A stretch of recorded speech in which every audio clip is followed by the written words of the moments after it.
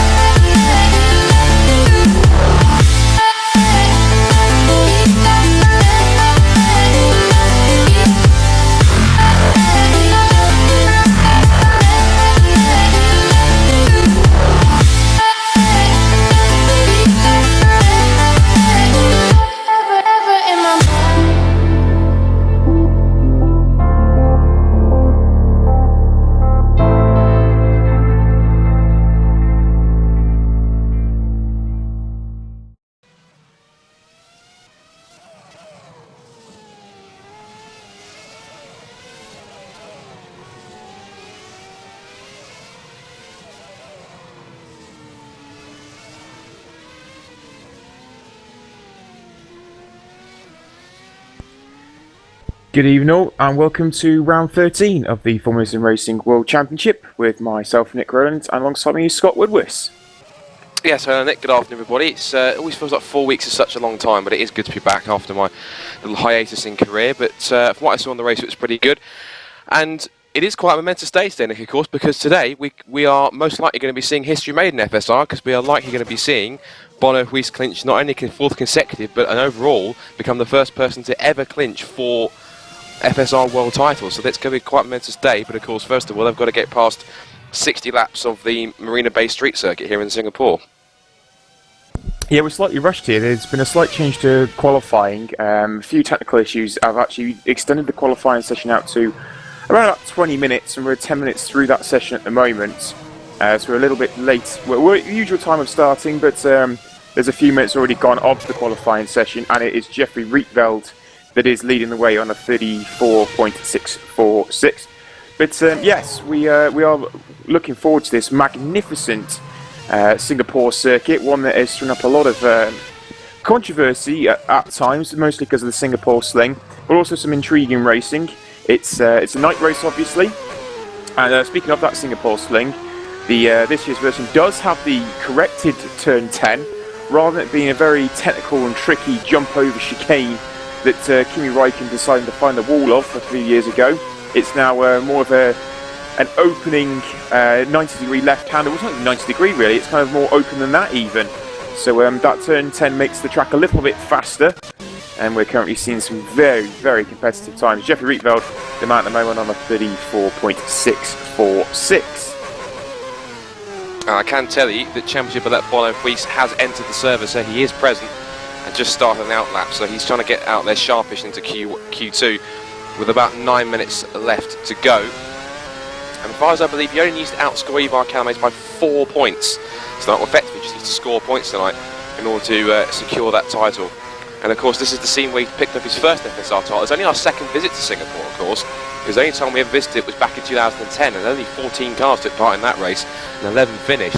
But Woodwiss won that by 25 seconds from Bruno Marquez, of course, who is he currently at the moment equals, correct me if I'm wrong on this one, but I think he currently holds 3 drivers' titles at the moment, along with Woodwiss. So Woodwiss it now ties the record with Marquez at the moment. But of course, after tonight's race, he is likely going to surpass that. But of course, we've got a much bigger and stronger contingent than we did have last time. We've got 22 cars set to compete in tonight's race. And very quickly, a couple of driver changes I've noticed for tonight's race. We have got Ostakovic in again at Bad T Pescara. Jorik Boshov is back in at Ash Racing to partner Fran Schneider again. And also we have Mohammed Patel has jumped up into the Twister Racing car alongside Edouard Malorqui, because of course Malorqui is now pretty much committed to WC full time because he has no chance of winning the World Series title. Burlak is not going to be racing tonight because of course he is in the World Championship hunt and he is on the outskirts of the top 10. And no Samuel Lebert either. And also I did see something touted as well. I'm just watching Bonnehuis getting held up by Marconi twice in a matter of moments, first on the track and then in the pit lane when he exits. So Giuseppe Marconi quickly becoming one of Bonnehuis's least favourite people in Singapore right now. But Samuel Lebert not showing, and also I did see in allocations for at least the next couple of rounds, last 2 rounds at Abu Dhabi, Brazil. I did see Atso Kirchhoff's name down again because he has finished his SimRacing commitments elsewhere, so he may be someone to come back with Twister Racing like he did at Silverstone. But apart from that, all the usual suspects are here, and with about 7 minutes to go in qualifying, Bonnehuis hasn't set a time yet, but it's still Jeffrey Rietveld, and to be fair, he's looking pretty rapid this evening. Yeah, Huis was slightly later in the session. I believe he was other commitments prior to it, and he actually joined on the 10-minute mark. So he's out on track at the moment for the Huis fans out there. As you said, Atso Kirchhoff could make his return for the final 2 rounds after the commitments have been completed, and that should make Precision sit up and think once again, because Huis has had it slightly more easy just of late, but there's not too bad, not too bad at the moment with how things have panned out in terms of the team. And we've also seen some good qualifying, some Burlak, for example, that have threatened Huis. But you have to believe someone of the calibre and stature of Atso Kirchhoff could threaten the likes of Arne Huis in the final 2 races. But nevertheless, we can look forward to them after tonight's race. And it's Huis at the moment that is circulating as he's into Sector 3 at the moment. He's starting to head towards some traffic. I'm not too sure if they're actually on outlaps, though. Looks like Pushka's on an outlap. Yeah, Pushka's on an outlap at the moment, but he's not going to hold Huis up. As Huis comes round. Yeah, they've all backed off as Huis was starting to go again.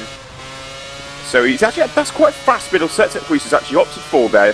Most drivers usually go for a slower outlap, but he opted for a faster lap there as he dives through turn 1, takes in 5th gear, 2nd gear for the next part. Oh wow, there's a few drivers coming out on exit there. That was Zoltan Schuti and Ernie Simoncic. I still call him Ernie, it's got to be done. 4th gear as he heads down the long sweeping kinked straight. Technically a straight because it's flat in a Formula 1 car. I think it's going to be flat in most cars, to be honest with you. It comes down heavy braking zone, 3rd gear, flicks over the curb and took a lot of inside curbing. That didn't unsettle his car, interestingly. The car usually gets quite unsettled over those set of curbs as we approach the changed and adapted turn 10. You'll see it now. See, it's a fast left-hander. It's a double apex left-hander now. It's much more intense, and it also means that chicane that's gone over there is a lot faster as well, and it can be carried with a significant amount more speed. But of course, the risk is higher due to the fact you've got to go over the curbs much faster. So we come down to the end, and another heavy braking zone, probably the heaviest braking zone on the track, to be honest with you. The right-hander, 1st gear, Huis is opted for there. As we come into the most technical and tricky part, I find that the right, it's kind of like an opening chicane. Then the point that PK decided to bin it, and then we come up to the point where we go underneath the grandstand. A bit of an enigma style to the track there. Then for the final right-left opening chicane with quite a wide exit, and you'll see, look, he runs all that curbing, comes back on, and then back out the curbing again. Holds 6 all the way through. Slight lift in the mid part of the corner. Been a tidy old lap this one, Huis. Yeah, but it's half second down though, 35.1. And he 0.5 off from his sister teammate counterpart, which is Jeffrey Rietveld. And I can't believe I'm going to say this, but he's actually slowest of all 4 precision drivers. I have to say on another note, Netrex are looking very strong tonight. 3rd for Gergo Valdi and 4th for Dejan Kostadinov. And Valdi's only 2/10 off Rietveld and Kostadinov a further 10th back. They're looking pretty strong and faster than both of the Precision Motorsports cars. And Calame's ahead of Huis, more importantly, as we said. So Huis is going out again with 3.5 minutes left to go. So he's at the moment he's kind of on the cusp at the moment, and there's about 3/10. But the cut-off point is a 35.4. And there's 3 drivers on that right now. It's Edouard Malorqui, Blair Disley and Mohammed Patel. So Twister are on the cusp of possibly, depending on how results go, maybe not getting both cars into Q2, maybe only even one set car if they can manage it. Other car drivers that are near the cusp as well. Franz Schneider's only a tenth off, or tenth and a half off. In fact, I've just seen who was that jump up. I think one of the Twister Racing cars jumped up. Someone's gone fast. It's Mohammed Patel's actually gone ahead of Vallork. He actually pushed his teammate into the drop zone, so he's actually out of the top 10. So that's not bad for a return. Mohammed Patel's only had 14 World Championship starts.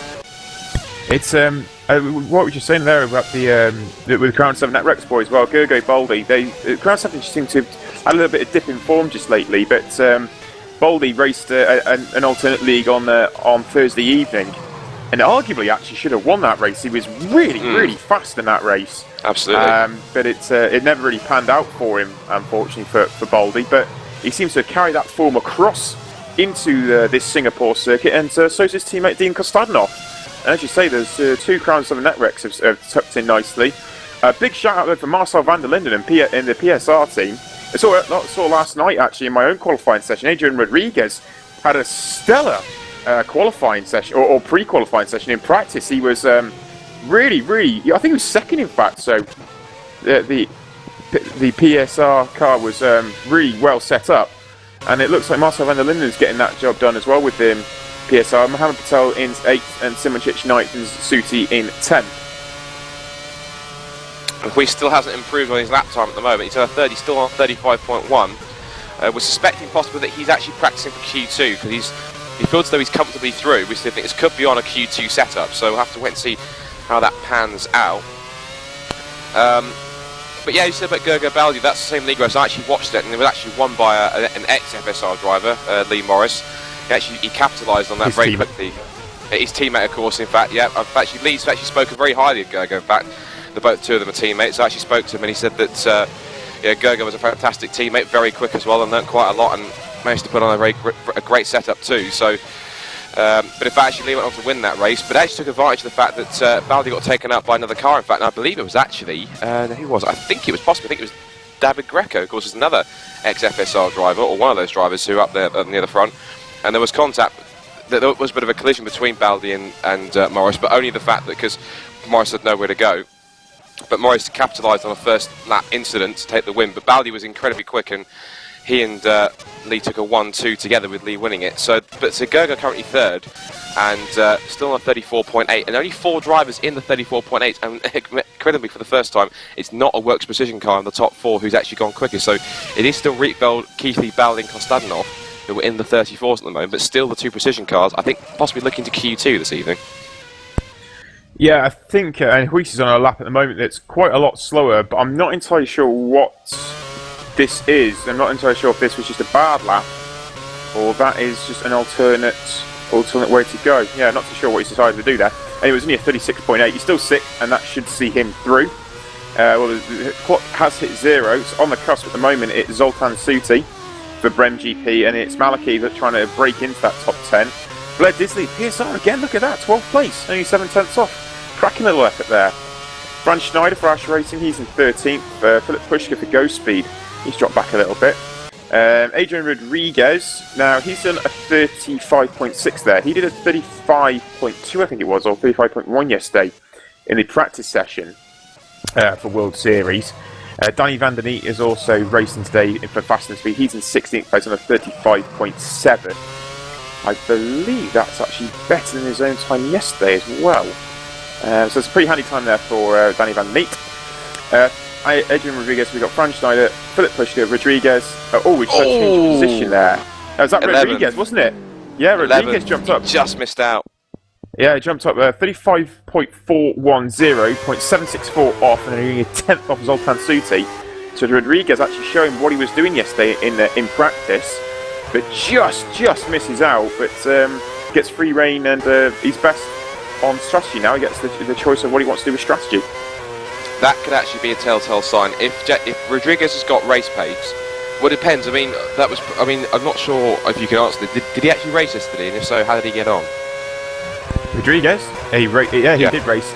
He went backwards at the start, then started racing me. That was entertaining. And then he kind of scampered off for a little bit. But I think right towards the end, he had an engine failure, if I remember correctly. But it does show he was running in the points, though, so that could be a telltale sign. If Rodriguez can actually hook that all together and kind of have a repeat performance, but just take a bit more care of his engine, we could be seeing Jaakko Spain PSR earn their first points of the season. They kind of momentarily had them when they earned them after the whole incidents with Miranda and Keithley back in Bahrain. And Zuhait's Cabot got themselves a point. Zuhait's is actually racing tonight, I believe, but he is down in... Where has he got to? He's not done a time. He's not done a time. That's probably back of the grid then, possibly a penalty or something for that one. But Rodriguez then looking incredibly strong. In fact, he's ahead of Edouard Malorque, ahead of people like Blair Disley, Philip Pushka's down there as well, Franz Schneider. So that's an incredible effort. It shows that, I think this Edouard Rodriguez, based on last night's form, as you said, and by that qualifying, could potentially be a dark horse for some points today for Jaakko Spain PSR. Point 6 covers the top 10, and the director has already asked regarding if anyone wishes to not take part in qualifying 2, but it would appear everyone is. I think that's because they're actually quite close to the Q1 times, which will actually opt them to do a relatively solid qualifying 2. And Zoltan Suti is one of those drivers, being in 10th place, I think has opted to do a lap. We will have to just wait and see on that one. But yeah, he looks like the driver that has opted to do it, and all of the top 10 should hopefully set qualifying 2 times, which should be fantastic. And away Zoltan Suti goes out of pit lane. Obviously we're 13 rounds in, but if anyone is new to Formula Sim Racing, they have a top 10 shootout style. So it's in reverse order now. 10th man will go out first all the way down to the first place man, which is Jeffrey Rietveld. And we will see each driver out on track for their lap as well. So as Suti is on his out lap, he will cross the line to start his fast lap. And the driver, which will be then Ernie Simonchich, he will come out and do his warm-up lap while Suti is on his hot lap. And of course, one thing I guess we can mention whilst Shooty's on his out lap, that's quite important, is one kind of campaign which FSR does solely support is, of course, National Breast Cancer Awareness Month. Of course, we supported it last year. In fact, Netrex, I remember, back in Korea, they actually ran a very special livery with some pink ribbons on it just to celebrate that. So you do show your support for Pink Ribbon Day and also National Breast Cancer Awareness Month and cancer research. So of course, it is a very worthy cause, and everyone here at FSR does wholeheartedly support it. And of course, we make that clear on our highlights videos, of course. Quick note on the highlights videos. Apologies, there's been a bit of a backlog on them. We are now caught up. Korea is in the works. So in fact, we are now back on schedule after we had a bit of a hiccup with some organisational issues, shall we say. We're trying to get everyone together at the same place and get everything sorted. But it is now back on track, and the quality is improving all the time, which is really great. And we've been getting praise from the man who made his name making these videos, Simon Adebisi, and I guess in many ways, you can get praise from Simon. I think that's all you really need in that aspect, as Zoltan Shooty winds up now for this first qualifying lap. And Shooty's looking to try and make an impression. He looked had an awesome race last time out in Korea, but just missed out with engine failure. Absolutely, so he is the first one to try and tame the 23 corners of qualifying 2. Very, very wide on entry, actually misses the apex of the first curbing, takes a lot of curbing on the inside. That's where everyone has to be very careful not to cut. It's very difficult not to cut at times, actually. Up 6th gear, drops down 2 gears, 4th. Plenty of apex speed, but ran a little bit wide on exit, but still carried good speed and good momentum for the Brem GP car underneath the Singtel sign. And coming down towards the heavy braking zone. I don't believe this is the heavy one because of how open the corner is. Takes 3rd gear there to the 50 board, drops down to 2nd gear, runs a little bit wide, but got on the power early enough. Controls the rear of the end of the car, 4th gear. Nice on exit there for Zoltan Suti. Up to the new Singapore sling. Very, very late entry there. That was a really late entry there. 3rd gear, a little bit squirrely on exit. There's plenty of oversteer going on with the car on exit as it goes over the curbs, around the hairpin. It's one of the longest points on the track now, longest straight. There's a kink in there as well. Up to the 100 metre board, slams the brakes on, down 2nd gear, huge lock up on the inside, but carries the speed through the corner. Nice momentum there from Zoltan Suti. Coming into the chicane now. We've got 3rd gear, and he'll hold 3rd gear all the way through, will he? He does indeed use 3rd gear. No 2nd gear required there for Suti. That car is working well. 3rd gear again, under the bridge. Goes right, and then we'll come up 4th, down to 3rd. No, holds 4th for the right, then the left. Powers on the exit, nice and early. Again, this has been a solid lap from Suti. 6th gear through the final corner. Oh, look at the oversteer in the mid part. Put him right out wide. And it's a 1:35.716. A huge slap of oversteer, but a very, very good time nevertheless. Should be pleased with that, of course. Very committed. So obviously he set the gearing up to try and run higher gears through those kind of corners. But here comes, as we affectionately call him, Ernie Simoncic. And Simoncic has been very consistent this season. A lot of points finishes. In fact, if we look at his points tally, he's only 14 World Championship starts. He's finished in the top 10 every race since Monaco. And a very tough time, and he throws it into turn 1, misses the apex slightly over the curb on turn 2, and just spots the apex on turn 3. And this is a circuit where traction is crucial. It's a very rare limited circuit. We've come from Suzuka and then the Korea International Circuit, 2 very front limited circuits, onto a street circuit. The walls are very close to the course, very rear limited as well. Mohamed Patel has dropped down to the server, so hopefully he'll be back in a second, but down towards the end of the first sector. He's a quarter of a second down on duty, so at the moment he wasn't as committed, it seems, as the Brem GP driver. Now winds it now through the left-hander up towards the brand new Singapore sling. Be very careful because the wall juts out there on the exit, so be careful not to catch the wall there on the exit. Throws it in and spots both apexes with ease. Careful of those sausage curb on the inside of the chicane. It goes over the Anderson Bridge and now turns right and hooks it round onto Esplanade Drive. Again, watch the walls just, oh, and that's a huge slide, and that will have compromised it. A lot of wheel spin on the exit, but that has pretty much ruined his lap. So Simoncic trying a little too hard, trying to get the power down, but that would surprise me if he's going to abort this lap and just pull in, because this will not be pole position by a long shot. So that's a real shame, but he'll continue the rest of the lap, I'm sure, and I'm sure we'll see him just peel off to the left into pit road. Heads underneath this very unique section here. So they go underneath the grandstand, almost like a tunnel. The only circuit that has a tunnel is, of course, Monaco. And the final couple of chicanes, and I think he will not take corners 22 and 23. He will, because he can salvage something. So through the final couple of corners, it'll be way off. It's not going to be a 35, it's going to be in fact a 38.2. It was all off the exit onto Esplanade Drive that caused that one. It was indeed. I think the reason he's completed the lap is in case anyone has a worse lap than him and puts him higher up on the grid. Obviously, being a street circuit, so it's going to be a difficult one to overtake. So it's probably why he's opted to finish the lap. We've got Marcel van der Linden next by the looks of it. Yes, we do indeed. Marcel van der Linden is out at the moment. He's quite a... He's only at the midpoint of the circuit, to be honest with you. So, he's come out a little bit later. But Van der Linden is next for Biocross Positive SimRacing, who have really upped their game lately. I don't know if they've just simply dialed the setup in, the drivers are more confident, but the whole PSR outfit have really come to the fore. They were great in Korea. Rodriguez was solid enough last night. Diaz had a bit of an off night. I don't think he just really hooked it up, and he had a bit of an off night. But the PSR car of Van der Linden at the moment is the one that's next to qualifying, and Blair Disley is again creeping up towards that top 10 area, but it was not able to get into top 10 shootout. So we have Marcel van der Linden then. He's the next man to tame the track. 5th gear, 7th down to 5th gear, holds plenty of curb, nicely done, no cut there. 2nd gear runs a little bit wide over the curbing, but carried the apex speed, so that might have worked for him.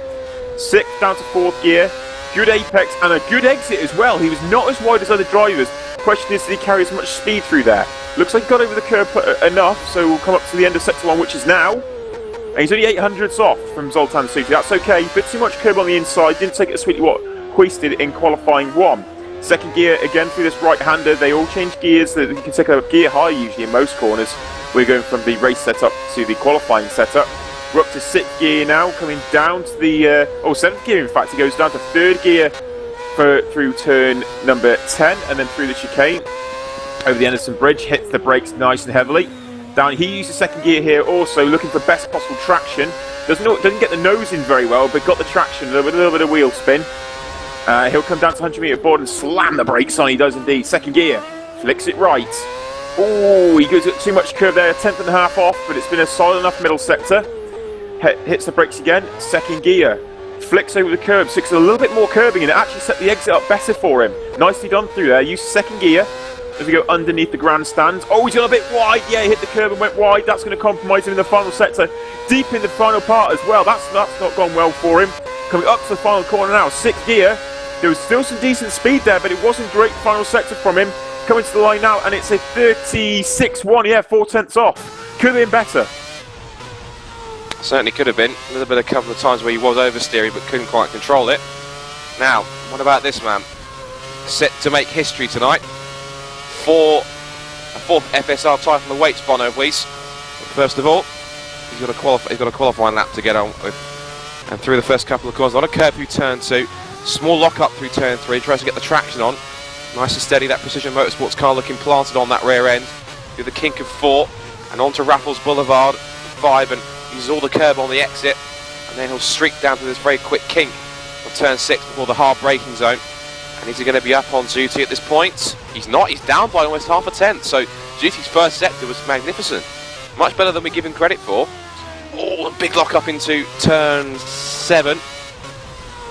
And now through turn 8, and grabs, he used 3rd through there, grabbed 4th on the exit, approaches the brand new Singapore Sling in 7th, down to 4th, get the 3rd. Oh, and he just clipped the curb as well.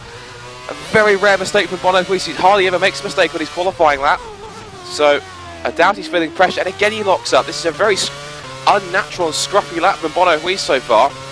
He got the traction onto Esplanade Drive, but I wouldn't surprise if he loses even more time. We'll have to see if he can make it up.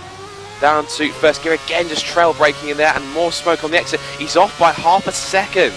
This is very uncharacteristic from Bono Puig. We never see him usually make as untidy a lap as he does right now.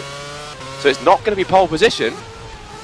Maybe he's feeling the pressure here a little bit. He's not one used to succumb to it, but again, uses a lot of curb underneath the section there, and I think it's all that curb that's doing it. And oh, he looks like he's struggling with the setup of this car. So where exactly is he going to end up? Through the final couple of corners. Wasn't fast in practice, and this qualifying lap is only a 36.9, oh dear. 1.2 seconds off Zoltan Schutte. That is very uncharacteristic of Bono Puig. Wasn't a scruffy, there wasn't a massively scruffy sector 3. Is that the hard tyre? Possibly. Just wondered if that is the hard tyre. We'll have to wait and see. But nevertheless, it's on to the next man in qualifying, which is Ivar Calamis, his teammate, who's out on track at the moment. And he is circulating, coming up to the end of sector 1 now. And he's 2 tenths off in sector 1 from Zoltan Schutte. Second gear up to the 50 meter board, down to, oh, he used his first gear. He went very deep in second and actually grabbed first for the exit, and he uses 3rd as he exits turn 9 as well. So coming down towards turn 10, 7th down to 3rd. Oh, he's missed both apexes. He's had to really cut back and use second gear. That's been a horrible section there for Ivar Calamis. He's not carried the speed or the line that he really would have wanted to. 1st, 2nd, 3rd, 4th, up to 5th. 6th, building the speed, coming down to the heavy braking zone, up to 7th gear, 100 meter board, big brake, slight lock, yes, only slightly though. 1st gear on exit, and it's a second off. I've got a feeling these are hard tyre runs at the moment. 2nd gear, yeah, right, then left. That's a little bit sweeter through there than what Woodwiss did. Woodwiss, I think, actually gained time through this section here because the way he attacked. And it's the same as what Calamis has done. See, he went over the curb, but attacked it properly. Again, look, over the curb, but attacking it in a straight line. They're straightening the car up for the exit. This is what the City didn't do, but this has worked nicely coming out the final corner. This has been a solid lap. A 37.3. Solid enough for 4th place, but not as good as his teammate. I have to admit, I did completely forget about the hard tyre, but that's what a lack of sleep will do to you. I apologise. Anyway, Jaakko Stadanov, first of the 2 Netrex cars. Let's see what he's got. It's a soft and a hard tyre run. And into turn 3 he goes. Seems to have got the first 3 corners fairly straightforward through the kink of 4. And he'll enter Raffles Boulevard this time. Ooh, doesn't use any of the curb on the inside, but all of it on the outside as he now runs down into 7th gear already. I think he's running he's actually running a very high downforce setting. He's only reaching 175 miles an hour. 10th and a half off duties. He takes a lot of curb on the inside and bit off a bit of the sausage curb as well. Through 7. And now back to 4th. Oh, I think he glanced the wall a little bit. That was a bit of lag on my screen. 4th on the exit, same as Bono Puig did. Down towards the Singapore Sling. He's hitting the rev limiter at 283. I did notice that. So obviously he's running his gears a lot shorter. So if he gets caught in the slipstream later on in the race, that's definitely going to hurt him. Crosses the Anderson Bridge, hooks it right for 1st gear on Esplanade Drive. Lets the revs run all the way up as he heads up through the gears once again towards the very heavy braking zone. Hard on the brakes at the 100 meter board and gets it stopped very promptly indeed. And now this must be a hard tyre run as well because he's now 7.75 of a second off on Zuti's time right now. So we'll have to wait and see how this plays out. Again, let's see how he attacks the curbs through this little complex here. took all the curb on the inside, entering the didn't take as much as the two precision cars did. Bit more this time, and he's almost missed the second apex in the last part of that chicane. Final couple of corners coming up for Kostadinov, bites the curb on the first, and look at that, more, but he's glanced the wall on the exit. That's going to compromise a little more, but where's it going to put him? Goes fourth, 137.224, so that's very similar to, I think they both did 137.2s, correct me if I'm wrong. I feel 30, she's ahead of him, 37.3, so he slots in at the moment between both precision cars. Yeah, it was solid enough towards the end. These Crown 7 Networks cars are actually really on it at the moment. Hugo Bolli's the next man on track. He's going through turn 4 there as he comes down the long sweeping straight. We're coming up to the end of sector 1, 7th gear. Now, will he top out? No, and he's got a bit more straight line speed. It was about 3... Wow, look at that! Four-wheel drifting through there. That was beautiful to watch. That was incredible. He's a 10th off, and he four-wheel drifted all the way through that corner there. Down at turn number 5 as he comes over off 9 up towards 10. 7th gear drops down to 4th. We'll flick it to 3rd. That's a cleaner line through there than what Calamise did in particular. Nicely done from Zoltan Suti. So that's sector 1 from Calamise, from Gergo Boldi there. Suti's got the best sector 1 still. That was a great sector 1. He will come down towards the sector 2 being 100 metre board again. Drops on the gear. Big lock up. 2nd gear. What's it like on exit? 8/10. This is also looking like a hard tyre run. He looks like he's dropped another 10th. I'm not surprised he dropped a 10th. That was an unbelievable drift. Oh, way too much curb. And he's actually tagged the outside barrier as well. That's not worked out at all for him. He's lost his commitment through underneath the bridge as well. And he's bumped the curb too much. This is not a soft car at all. It's far too stiff going over the curbs. This has really not worked for Boldi towards the end. And you've got to say, after that big slide, it doesn't really surprise me. Coming up to the line now, 37.3. Slots into 6th position. So that will be, I think, just behind Calamise, I think. Yes, it is behind Calamise. So at the moment then, it runs as effectively for rows 2 and 3. It's precision Netrex, precision Netrex. So see how that plays out. Now then, two cars left to run, and it's both the GT Omega cars. They're looking incredibly strong, and of course they're in a key championship fight with Go Speed for the team's title. Currently 3rd, they need all the points they can get, so let's see what they've got in the bag. First of all, it's Jack Keithley, and he now runs towards turn number 5, hooks it in, and now doesn't use all the curb. It's a lot of it didn't go fully out wide as some other guys have done, so obviously he feels that car's a bit more responsive on the run through the corner. And he's down by a quarter of a second. This must be a hard tyre run here. So, as we said, that first section result in the shooting really was quite something special. Oh, huge lock up into turn 7 though. And then brings it again to the right hand side and doesn't take any curb through the left hander. 4th on the exit, run towards the Singapore sling in 7th gear. Down to 3rd. Just about. How much curb he takes with this part here? Oh, a lot of curb, and that was perfectly done. He spotted just the right amount of curb under the brakes after Anderson Bridge. Lock up into the left hand as he hex it now on Esplanade Drive. Little bit of wheel spin, but he manages to get the traction sorted out quickly enough to not compromise his run too much down towards the right hand again. Hard on the brakes. 2nd gear had to shift down to 1st late though, and a lock up on the inside front. This is looking at a pretty solid lap though, because he's only off by just under 6/10 of a second. A lot of curb to the right and the left, and now they head now through turns 18 and 19 underneath the grandstand through 19. Oh, a lot of curb, took a huge bite of it, and that pushed the car wide a little bit over 20 and 21. And now the run to the final couple of corners. How much curb do you take? Uses all on the outside and doesn't lose as much as the cars did before. Runs of line he comes. This is going to be a pretty decent time at 36.9. He goes to 4th. There's Jack Keithley. That puts him now alongside Bono Weiss on row 2. So pretty decent, but I think I'm right in saying possibly there is going to be more left in this one. I think looks like, unless Jeffrey Ritbo's going on a soft tyre run, we're going to get another surprise front row. That was a superb lap from Jack Keithley. I was really impressive. The GT Omega driver was flying there. But now we've got the fastest man from qualifying 1 as he dives into turn 1. 5th gear. Wow, the speed he carried through there. There was so much commitment through turn 1. That was incredible. Big lock up for the next turn 3, up towards turn 4 now. Drops a couple of gears down to 4th. Nice exit, runs right out to the wall. Rietveld threw that car through turn 1. I've never seen anyone take so much speed through there. That was incredible. Coming down to the heavy braking turn, end of sector 1. Oh, 2/10 up. Alternate strategy time. So looks like he is on a soft tyre run. Near 2 tenths up. I'm not surprised after way that commitment. Oh, tag the wall. Second gear. Loves revs to Jeffrey Rietveld. Absolutely loves revving the crap out of an engine. I know that much. Coming down towards turn 10. Third gear. Sweeps left. Right over the bridge. Second gear. Look at all the revs it takes through there. No one else taking second gear over there yet, except him. Down to first gear.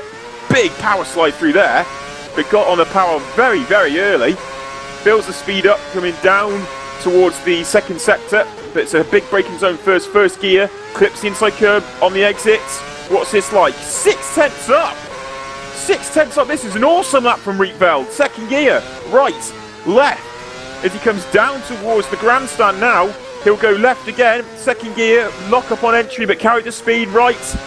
Powers on the exit. Third, fourth. Back down to thirds. Clips the inside. The left. Nice on exit. Oh, bit of throttle hesitation but got the job done. Sixth gear for the final corner, sweeps it through, full commitment, right out to the wall. What a lap this has been. Superb lap. Oh, 35-0. An awesome lap there from Jeffrey Rietveld. That's quicker than he managed in Q1. No, it wasn't. In fact, no, apologies. That was did a best of 34 in Q1. But seriously, yeah, 34.6. Awesome lap from Jeffrey Rietveld. So we thought we were going to get a surprise front row. Not quite, but that was full commitment. It does show that effectively he's, of course, going to be on the alternate strategy, as we mentioned. But that's a pretty topsy-turvy, almost topsy-turvy top 10 there as to how they're going to run. But Rietveld claiming his first ever WC pole, which is pretty impressive. And the fact he's taking into account the fact that he's not had very many starts. I have to double check back to see how many starts he's had in the World Championship. I'll have to check that whilst we're looking in the break in a moment, because of course we'll have our sponsor break in a moment. But I'll just very quickly run through the top 10 of the drivers before we carry on. It was Jeffrey Rietveld was the man on pole position. Zoltan Suti, Marcel van der Linden for PSR. What a job from him. Woodwiss for Precision Motorsports, and then Jack Keithley were very, very closely matched on time. So the hard tyre runners, you've got to say Keithley is actually matching the team leader in Prix. That's very, very impressive from Jack Keithley.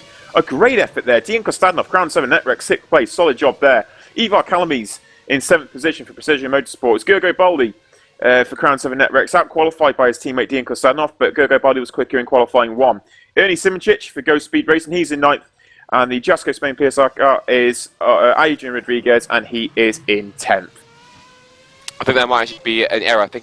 I'm guessing it might be Mohammed Patel in 10th because he exited the server. So I don't know how it's going to play out because Patel exited the server. So yes, that's true actually. But, currently everyone's moved up, but that might sort itself out with Patel. Yeah, so Patel will most likely slot into 10th. So Rodriguez will maintain 11th, but of course Rodriguez gets first of 3 tyre selections. So, and even though he's in 4th, Woodwiss is again still faster of the hard tyre runners. So he's actually not by much this time though. That's true, because Jackie did put in quite a mega lap, but of course, on the hard tyres to stay with him. But of course, remember, Woodwiss and Keithley were teammates right at the beginning of the season, and to the tail end of last season, of course, in Precision. Then, of course, Calamaze then took his seat, and the musical chairs from Precision Motorsports took place, and Keithley's now been in GT Omega. But certainly, as we said, GT Omega and Joe Speed are locked in a fight for second in the Constructors' Championship, and this is going to do them no end of good. Of course, if they can get themselves possibly a double podium, or at least a good solid haul of points, and make sure that Go Speed don't get anything, because Simoncic is back in 9th and Pushka down in 12th, so they're going to have a tough evening in front of them tonight in Singapore. And I'm pretty sure that if they can get some solid points and really outscore them tonight, could be seeing GT Omega in 2nd place. And of course the prize pot is of course some €4,000 for the constructors. And how ironic would it be that if Precision Motorsports are able to take 1st and 2nd and get the combined €300 bonus for 1st and 2nd in the team's championship, as well as all the euros they get for all the points they've scored. Absolutely, but just as we're into this warm-up session now, the drivers are all out on track doing their out laps, so we will take a moment just to have a message from our sponsors.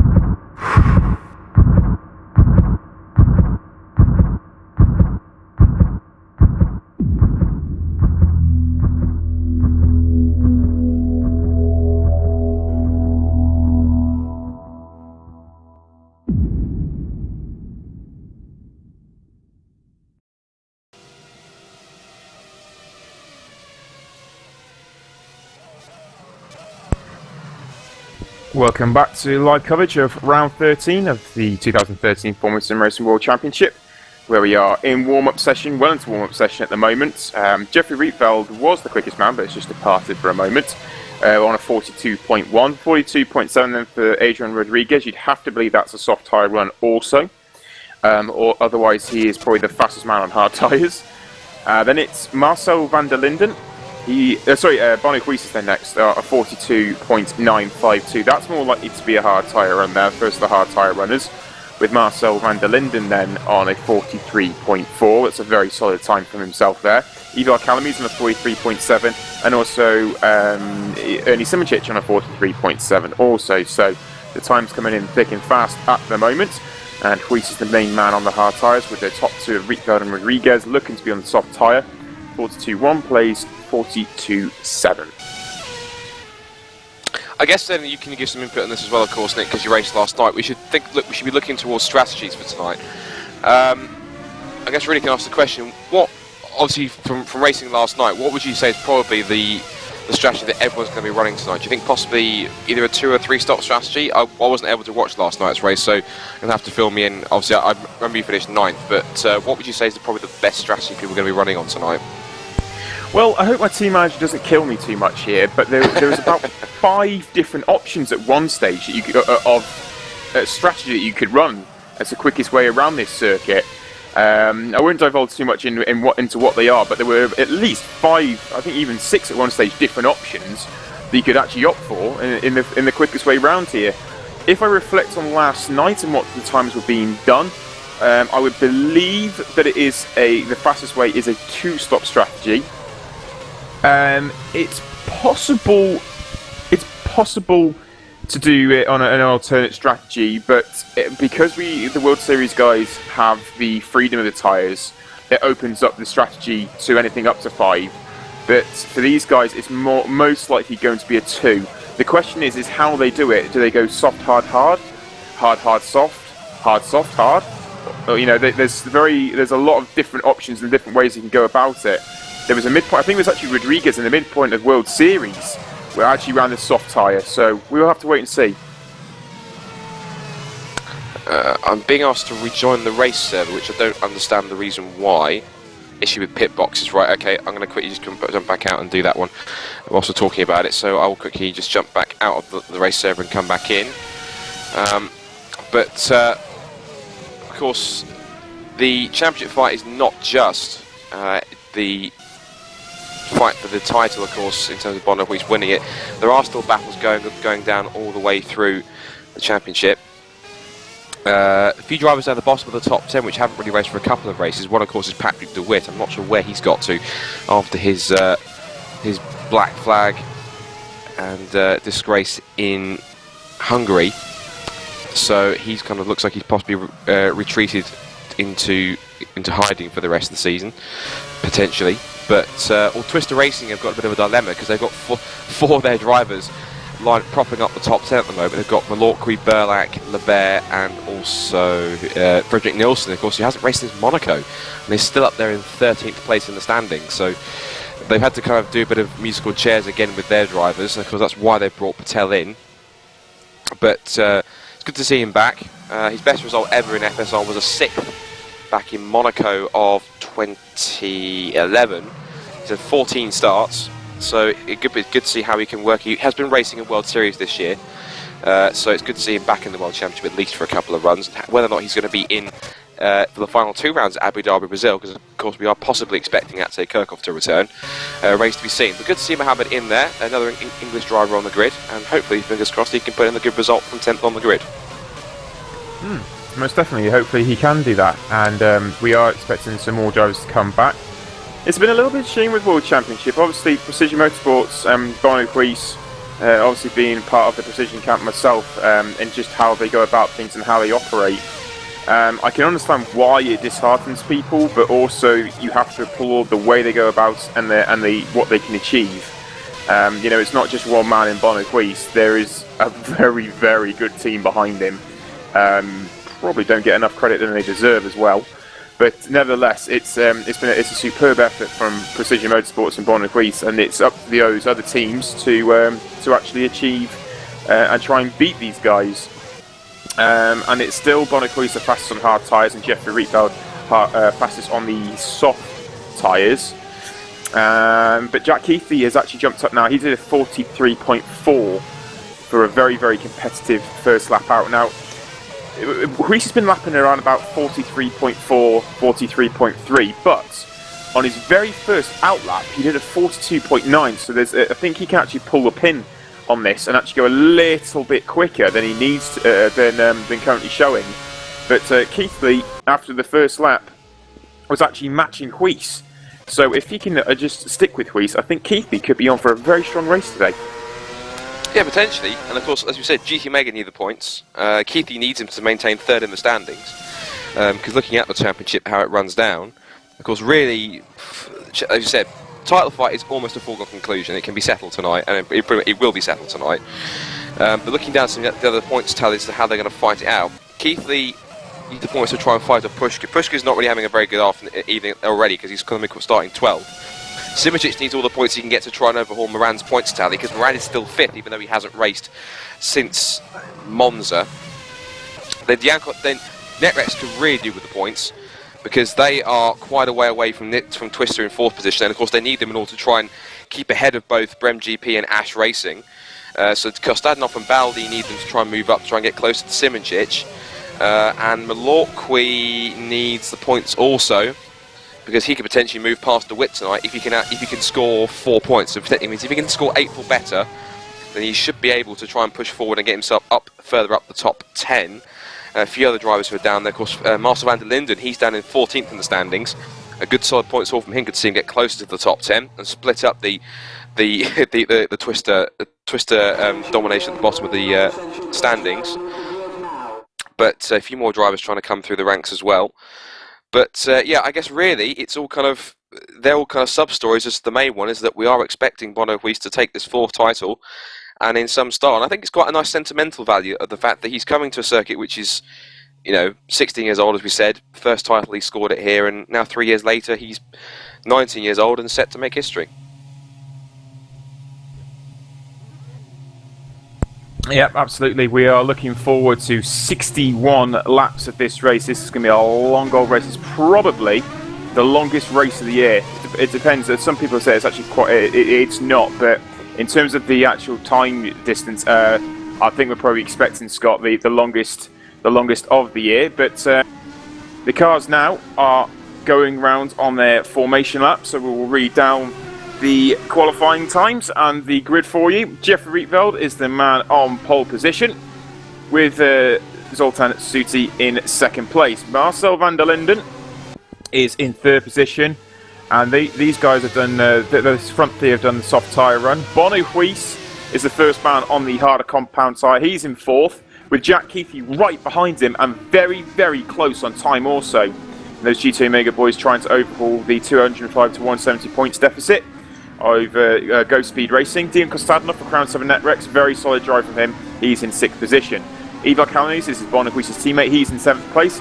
With Gerger Baldi for Crown 7 Netrex, Kostadinov's teammate in 8th position. Ernie Simičić for Go Speed is in 9th. And Mohamed Patel, who didn't set the qualifying time in qualifying 2, he is the first of the Twister drivers. He is in 10th position, with Adrian Rodriguez in 11th for Jaakko Spain PSR. And Edouard Malorqui in the 2nd Twister car is in 12th place, and I will let Scott read out the rest of the field there. Thank you very much. 13th place Blair Disney for Bicross Positive, another strong showing from them, but could potentially get some points. They're always quite silent assassins in getting up to the top 10. Philip Pushka having an off day in 14th, in fact, not 12th. 15th for Fran Schneider, he'll be disappointed with that. Danny Van der Leet up in 16th, the highest of the 2 fast and speed cars. Jorok Boshov is down in 17th in the 2nd Ash Racing car. Peshkara again not having good fortunes either, because we've now got Ostakovic down in 19th. He didn't last much longer than the first lap back in Korea. Then the 2 Slytex Racing cars are coming through. We've got Rudholm out qualifying Helmbro. Good effort from Rudholm on only his, I think, his 2nd start. So that's now Rudholm in 19th with Jeppe Marconi in 20th. Score points back in Suzuka. First point for 6 years for Marconi. That was great stuff for him. Cabo in 21st for Jaakko Spain. And Peter Helmbro rounds up 22nd with Antonio Colleret starting at the back of the grid. One thing we need to point out is that it's a very short run to turn 1. It's about 50 metres. So, and of course, and because there's no kind of grading or dirty side of the track technically, anyone who can get a perfect launch is going to put themselves in good stead here down towards turn 1. So Rietveld, I think he's probably going to take it to turn 1. Huis is going to try and get a good start, but he might be balked by we saw it back in Korea, the two cars in front of him on the soft tyres closed the gap, so we'll have to wait and see how this works out. But cars are forming up at the back of the grid, and we're all set for the Singapore Grand Prix. We certainly are. That left side there does have a little bit of dust on it, not much, but that could be the difference at the start. That left side is a touch dirtier because they all run down to the right-hand side of the track. But here we go, we have 2 lights, we have 3, 4 lights, 5 lights, and the Singapore Grand Prix is go, and a great jump there from Jeffrey Rietveld. A bad launch from Marcel van der Linden, and it's allowed Huis up the inside straight away, and he does go into 3rd place. Van der Linden had a really poor start there off the line. No one else is able to capitalise. Keithy's ready to pounce, but Bonner Huis goes straight up into 3rd place. Jeffrey Rietveld with a great start, and Zoltan Suti's gone right with him as well. Bonner Huis in 3rd. Marcel van der Linden is in 4th, Keithley's 5th, Calamise is 6th, closing in on Keithley. Simoncic 7th, Kostadinov is 8th, Maliki all over him, challenging around the outside. Can he get that done? Yes, he can. Over the curve, great move there. Van der Linden, big moment there for Van der Linden. Yeah, Huis is now all over him. Well, no, Van der Linden was all over Huis, and moment there for Keithley, oversteer. He's trying to be covered off from Ivar Calamise. Ivar Calamise around the outside of turn 10. Oh, what a move! That was very, very brave from Ivar Calamise to go around the outside of turn 10, and Keithley's going to try and get back on him on the hairpin. I don't think he can, though. No, he can't. And Van der Linden's going all over the place at the moment, and he's got back by Huis. Franz Schneider, unfortunately, is retired, and at the moment, Rietveld and oh wow, Suki's gone straight on before the sector 2 beam. Clip the wall as well. Van der Linden is going to try and close on him, so that's given a 1.4 second advantage to Jeffrey Rietveld. I'll tell you what, the reason why I was shouting Van der Linden, because he actually got up the inside of Huis back into turn 4 and re-passed him. So that means now Van der Linden has now got back past the championship leader, which is incredible. And of course now he's causing a bit of a train here, so this could be quite something that Bonner Huis doesn't want to get. I remember back in Korea he was getting frustrated, held up behind Disley before he pitted, but he managed to dispose of him pretty quickly. At the end of the first lap they come, and Rietveld leads it then by how much? 1.3 seconds. With Juicy in 2nd, then Van der Linden in 3rd, and the 2 precision cars with Keithy in 6th. And in the back, Kostadinov all over the back of Simic. It's trying to go around the outside of turn 1. Oh, it's just Kostadinov, that was beautiful. Can he get it stuck? There's turn 3. Yes, he can. And now Malorki's going to try and go back at him on the inside. Malorki trying to get himself into the mix then. Simic trying to go back around the outside at turn 5 and shuts the door for Malorki onto Raffles Boulevard, and Baldi's trying to get himself into the mix as well. It's a 4-car train all battling over 8th position. Simic in the tow through the kink down towards turn 6 as Ostakovic is out of the race, and side by side in the braking zone, of course Kostadinov holds on for the moment. Malorki giving it some, also the back end, Baldi's in there too. This is great. Simic to lock up, and Rudholm's out of the race as well. So frantic stuff at the bottom end of the top 10 battling for position. Yeah, Maliki's got a great run going down out of turn 9 towards turn 10. I don't think he'll make a move on Simoncic into 10. It's quite a fast corner. No, he doesn't. But yeah, it's all kicking off in the midfield at the moment. Well, Jeffrey Rietveld has free rein out front. It's up to 2 seconds his lead already. A great start here for Jeffrey Rietveld. Suti is in 2nd place with Van der Linden in 3rd, and Huis is kept him very honest at the moment. And obviously those hard tyres will come towards Huis as those soft tyres goes off. Oh, he's gone way too deep though. He managed to get the corner squared off and not lose too much time on Van der Linden, but it was way too deep under braking. And Calamise is still in front of Keithley. Keithley was the man that had some good pace, but has not started this race. Well, he started it okay. It's just the fact that Calamise was very, very brave around the outside of turn 10. And now Calamise is going to try and close in on Huis as Huis gets into the dirty air of Marcel van der Linden. But out front is the man at the moment, the GT Omega of Jeffrey Rietveld, and he's pulled another 4 tenths in the final sector. And it's a 42.3 for the first lap, and it's 2.5 seconds the difference between Rietveld and Suti, although he did just take a big chunk of turn 1 and hit that inside curb, so that's lost him a couple of tenths. So this is going to be intriguing. I have to say disappointment, because we're hoping Adrian Rodriguez would be having a good race, but he's down at 18th, and possibly I think he maybe got caught up in the first lap somewhere, and he's obviously had to try and pit for a front wing, so he's obviously down the field. What's incredible is that Van der Linden 5 retirements. Yeah, we lost both the Cytex racing cars. I also noticed the back. I forgot to mention at I was meaning to mention right at the start, Pushka was involved in the incident. I think he lost both his front and rear wings, and that's the reason why he's right down the back of the field and really struggling. So, Ghost Speed effectively, they're technically down. Their charge is down to 1 car, and that's Simoncic. Meanwhile, of course, he is only down in 8th position of fending off Malorqui. There was a little wide on as he exiting that left-hander towards the Singapore sling. And he's being chased by Malorqui still over 8th position, whereas was watching Malorqui almost right into the back of Simoncic there as he outbrakes himself over the Anderson Bridge and into Esplanade Drive. Baldy's watching on there in 10th position. So this fight's going to set to continue for a while until the first round of stops. Pushka's out of the race as well now. So Singapore is proving to have quite an attrition rate. It's only lap 3, so I thought that Korea and Bahrain was strong. Suzuka and Bahrain were strong for attrition rates. Only 9 cars finished both those races, but I think we're probably set to have less than that by the end of tonight's race. Yeah, 18 runners and riders at the moment, and Twice is the man on it at the moment, trying to push and pressure Marcel van der Linden. Jeffrey Rietveld out front though, doing a stellar job as he comes across the line again, and it's 2.5 seconds still the advantage. Marcel van der Linden coming across now as well. Boniquis has done a 43.814. Now 43.814 is not particularly impressive for Boniquis, considering he did a 42.9 in clear air. So it goes to show that van der Linden is already starting to hold him up, but because he's got that grip advantage, he's able to pull off the corners. So 43.8 currently, 43.9 for Calamies, and a 44.1 for Keithley. They're not lightning fast times yet, but that will start to come to them as the fuel drops out and also the grip comes towards them. But I think van der Linden's going to be the man shortly that's going to have heavy pressure from Boniquis, and starting on those soft tyres on this opening stint on a full tank of fuel. I've got to say that he's not going to go far on that. Those soft tyres are not going to go that far, and it's impressive what Jeffrey Rietveld is currently doing, being out in front and 2.7 seconds down the road from Zoltan Suter, who's on a solid drive at the moment for Brem GP, and he's a further 2.8 seconds in front of Marcel van der Linden. Van der Linden is keeping Twice honest currently, but I guarantee you that he will not be for much longer, because those tyres will just drop and drop and drop. Shooty though, I have to say, very impressive. Remember, back in Korea he was started 22nd on the back of the grid, and after just about 3 laps he was up to 8th. So I think it's like a Morgan Morand-esque job. I think in fact he was higher than that, got as high as 5th, and then unfortunately on the last lap his engine cried enough, overheated, and saw him fail to get the flag with about 4 corners left. So that was heartbreak for Zoltan, but he's now trying to make up for that with running in 2nd and with a nice little gap back to van der Linden, who is still causing headaches for Boniquis in 4th. Calames has dropped back slightly from his teammate, and with Keithley in tow, and then Kostadinov is starting just to gap Simoncic, who has still got his pursuers of Messrs Malorqui and Baldy behind him, and they round out the top 10. Patel is there or thereabouts in 11th, and Danny Van Den Eek's up to 12th for fast and speed. That's not too bad a run there so far. Beauchevet's 13th, with Cabo up to 14th place, kind of holding station now for Jaakko Spain PSR. Colleret's in the back of the field is into 15th. Marconi in his slow but steady and typical drive that he's running always on this in this championship, in 16th right now, and Paul Adrian Rodriguez is back in 17th after starting 11th. And that really, I know he was expecting more than that. I know we were, in fact.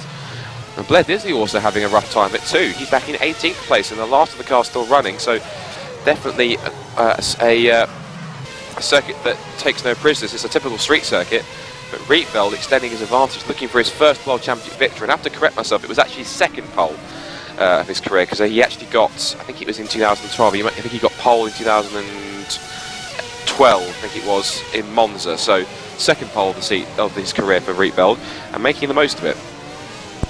Boniquis has really stepped up the pace on that last lap as well. He did a 43.4, plays 43.9 for Calamies, so that sort of pace we saw him in warm-up is starting to come towards him, and in doing so is really dragged up to the back of Marcel van der Linden, who has also done a 43.4 but on softer compound tyres. So van der Linden starting to struggle on those soft tyres as we go through the final corner. Oh, look at that oversteer for van der Linden. There goes to show the fact that those rear tyres are starting to cry out a little bit, and the advantage for Jeffrey Rietveld over Boniquis currently sits at 6.7 seconds, so that's working nicely for him, but he needs to start putting a few more quicker laps in, I believe. Zoltan Suti is in 2nd place.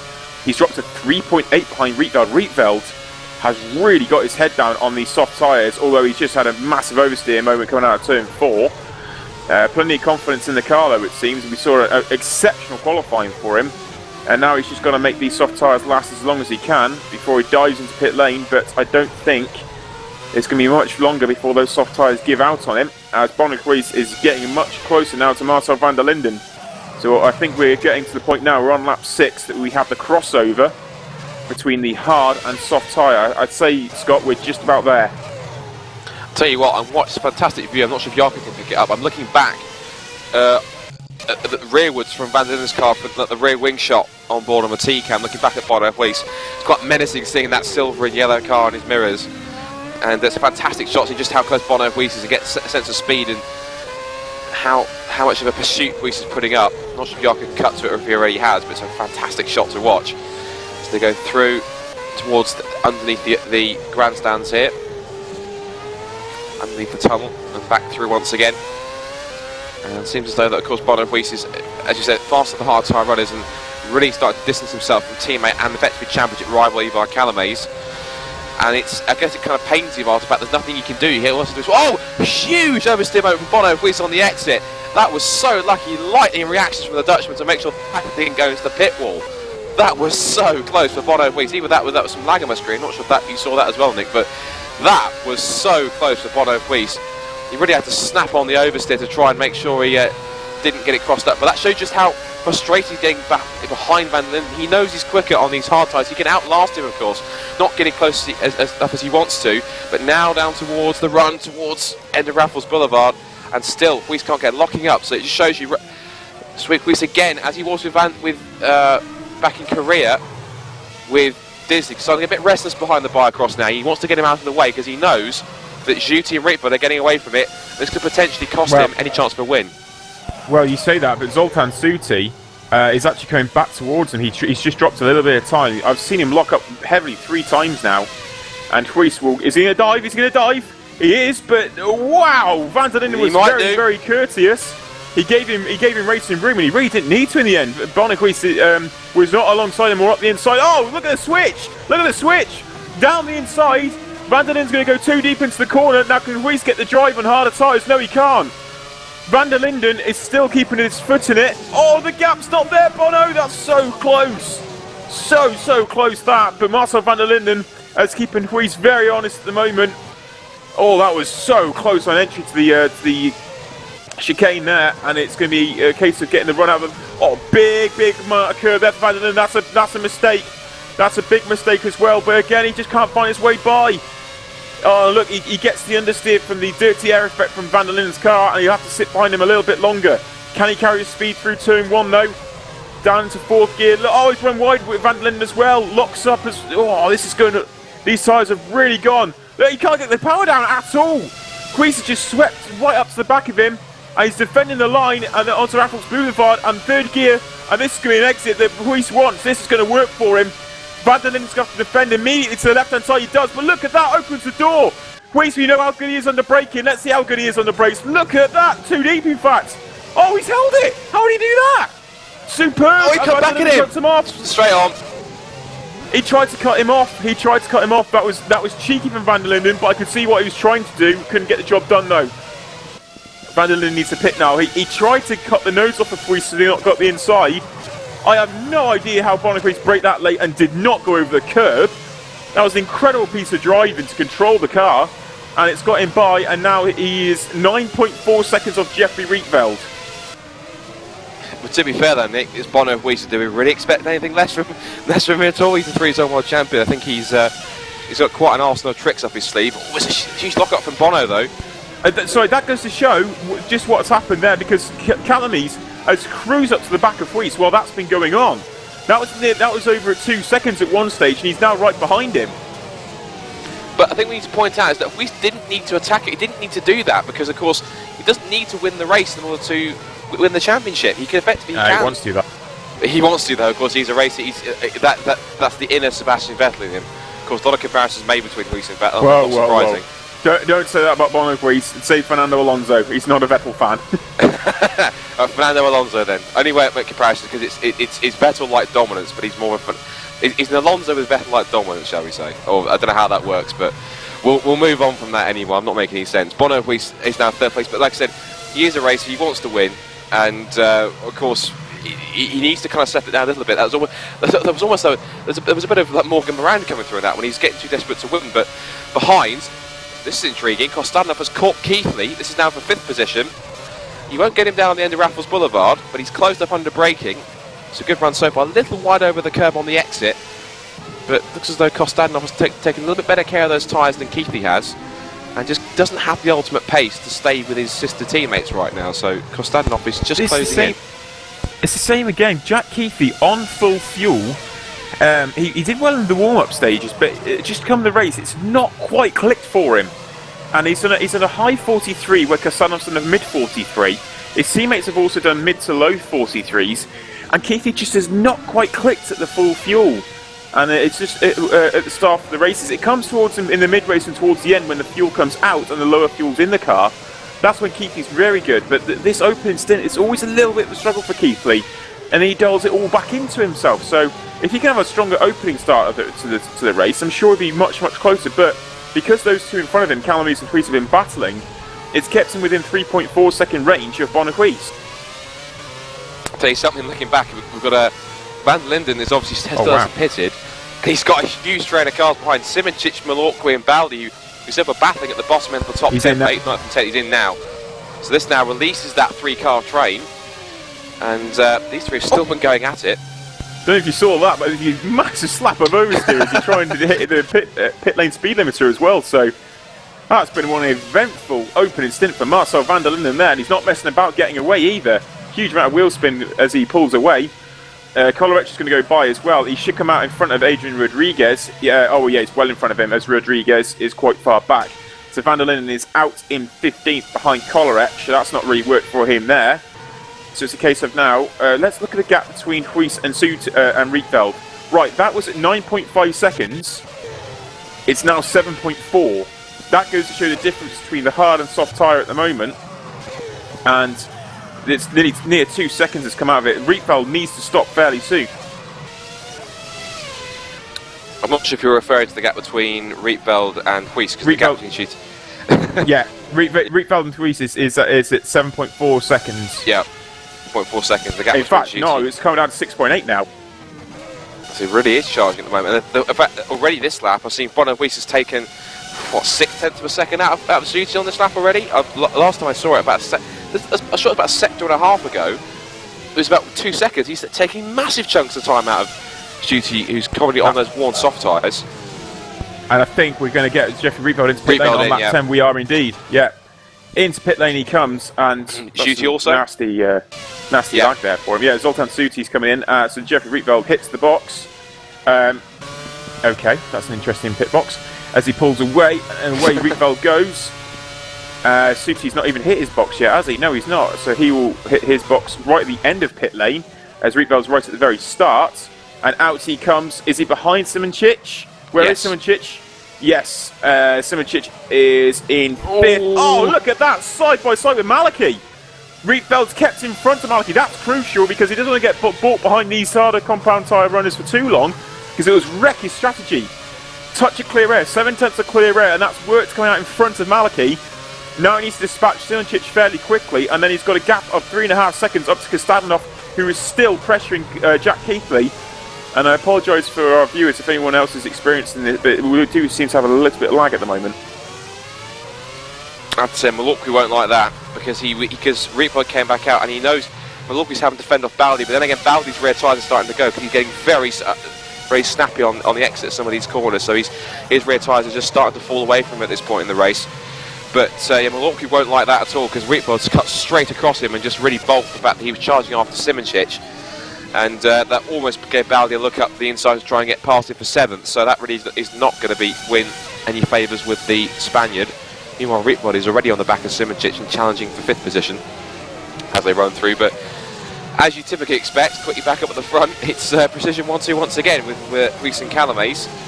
And Keithley still fending off Kostadinov for 4th, but now it's all up to Rietveld. He has to clear Simoncic as quickly as possible to make sure it has to be minimal time loss, because the more time he spends behind Simoncic here, especially when we go on a street circuit like this, he's right on the gearbox. These tyres will just be about to be coming up to temperature. It must be the hard compound tyre he's on Rietveld, but he's so much faster at the moment, of course, in terms of outright pace, and of course he's on fresh tyres. He must get the job done towards turn 1, or maybe not, because he's not even close enough down under braking. No. So It's worked for him because he's basically cruised up to him on this outlap, and Simoncic went deep in 3 as well. So as long as he gets to run out the corner, they're probably still a little bit cool, these tyres. And we're going to go with Raffles Boulevard, and he needs the good exit. It's a solid enough exit, but he's still quite far back. Let's see what he can do. And he's closing on Simoncic, and this is going to be a big late lunge. If he gets it, he's going to go to the inside. Can he get the job done? He needs to get the job done, and he's got the job done. Awesome from Rietveld. That's what he needs to do, and he's done it early enough. He would have done it a couple of corners earlier, but it's enough. And he always got 3.5 seconds worth of clear air before Kostadinov and Keithley. So that he needs to put in the quick laps to maintain the situation to Bono Huis. But at the moment, Rietveld is gunning it. And no wonder, because he has to try and chase after his teammates. Oh, and a big slide from Rietveld under braking as he headed through the left-hander onto Esplanade Drive. So you can tell he's pushing, his blood's up at the moment, trying to get past Simoncic. We've lost Marconi, so that's now one of their fastest speed cars out. 6 cars out of the race now after only, 11 laps? So it's not a good omen. Looking back to the rest of the top 10, who's looking where? Well, Simoncic now is falling back towards Malorkwi and Baldi. So the Three Stooges there can continue their battle over the final points. Patel's not too far away. He's been that all race, just there but not really there to kind of challenge the 3 cars in front. And Suti's now in 10th after his pit stop. So closest battle really on track is this battle for 3rd position, which is now Keithley and Kostadinov. And Kostadinov still keeping the Brit honest, of course the reigning World Series champion. Just making sure he's giving him enough trouble in his rearview mirrors to keep him honest. As they head down towards up the right-hander of Raffles Boulevard again. I wonder what kind of run Kostadinov will get through as they head on to this back straight here. Again, it's kind of like Rietveld on Simoncic. He's close, but not close enough, I don't think, to make a run.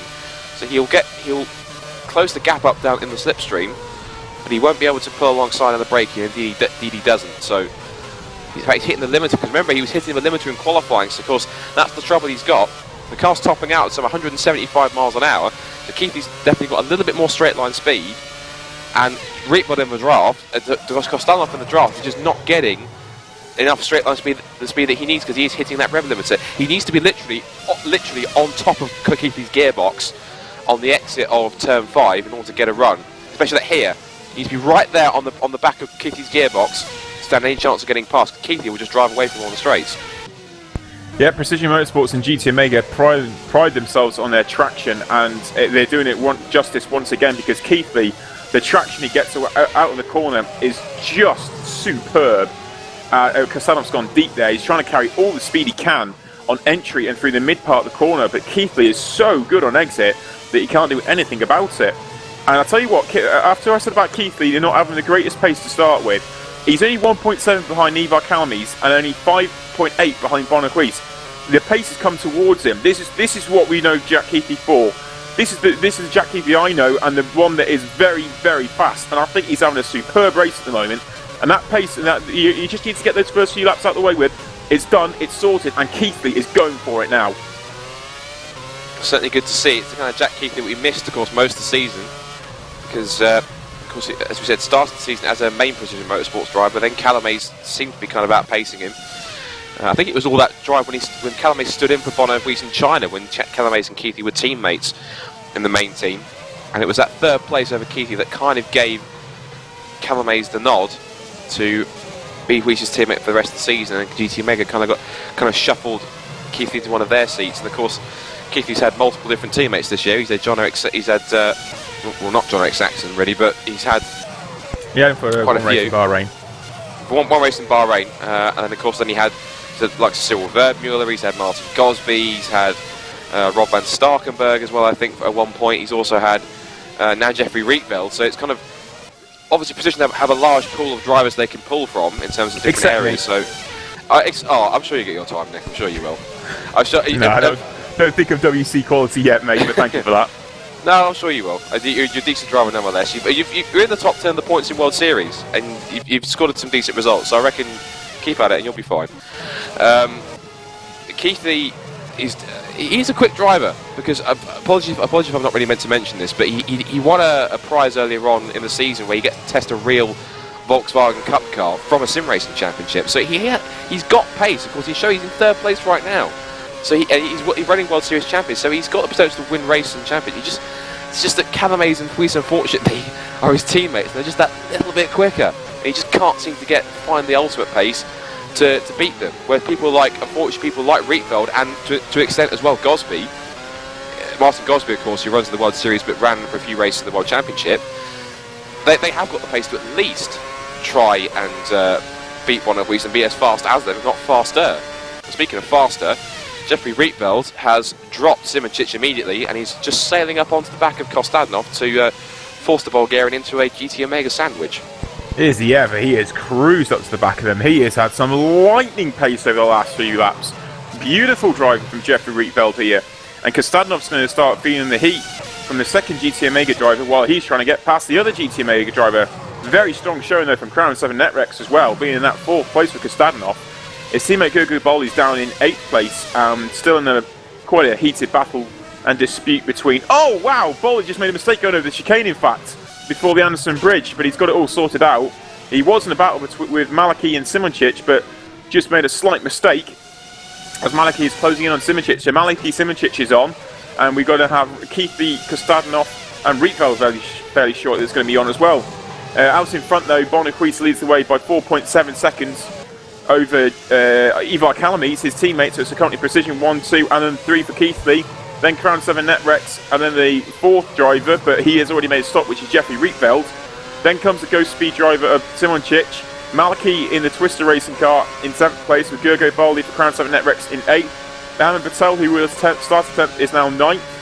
And then Zoltan Suti, who has made a stop also, just like Jeffrey Rietveld, he is in 10th position. Danny van der Neet having a strong showing as well. He's in 11th at the moment. So we've just passed the halfway point of this, quarter distance in this race. So another 45 odd laps is all that stands between Bonner Weiss and a 4th successive and record-breaking world title on FSR. And Calames will chase him down all the way to the final corners and hold on to 2nd place. Keithley then still maintaining 3rd, although Kostadinov is going to have to worry because he's now... Oh, we've lost Blair Disley. Blair Disley's out of the race. That's another car out of the race. So, and I know also Adrian Rodriguez was struggling. I caught him a bit of a mistake on a few laps ago at the chicane just before Anderson Bridge, so he was struggling. I think he had to pit that lap as well. Oh, Kostadinov took a lot of curb on the second apex of that run through the Singapore sling. A very tight run through that corner, and that's now put Rietveld again onto his gearbox. And he's run slightly wide and almost clipped the barrier on the exit as he ran onto Esplanade Drive. And Rietveld has now got him right where he wants him. Not close enough to make a pass, but certainly with a better traction because there's fresher tyres. He's literally pushing Kostadinov around the right-hander over the curb though, so Rietveld getting a little bit ragged, but he just shows just how quick he is, just how desperate he is to try and get past Kostadinov, and then of course his teammate Keithley. Yeah, this is not really working for Rietveld now. He's made up a lot of time, but he's going to start losing the time he's gained, so he really needs to dispatch Dion Kostadinov as quickly as possible. We're on lap 16. It's going to be a good few more laps yet before we expect these first round of stops for the hard tyre runners.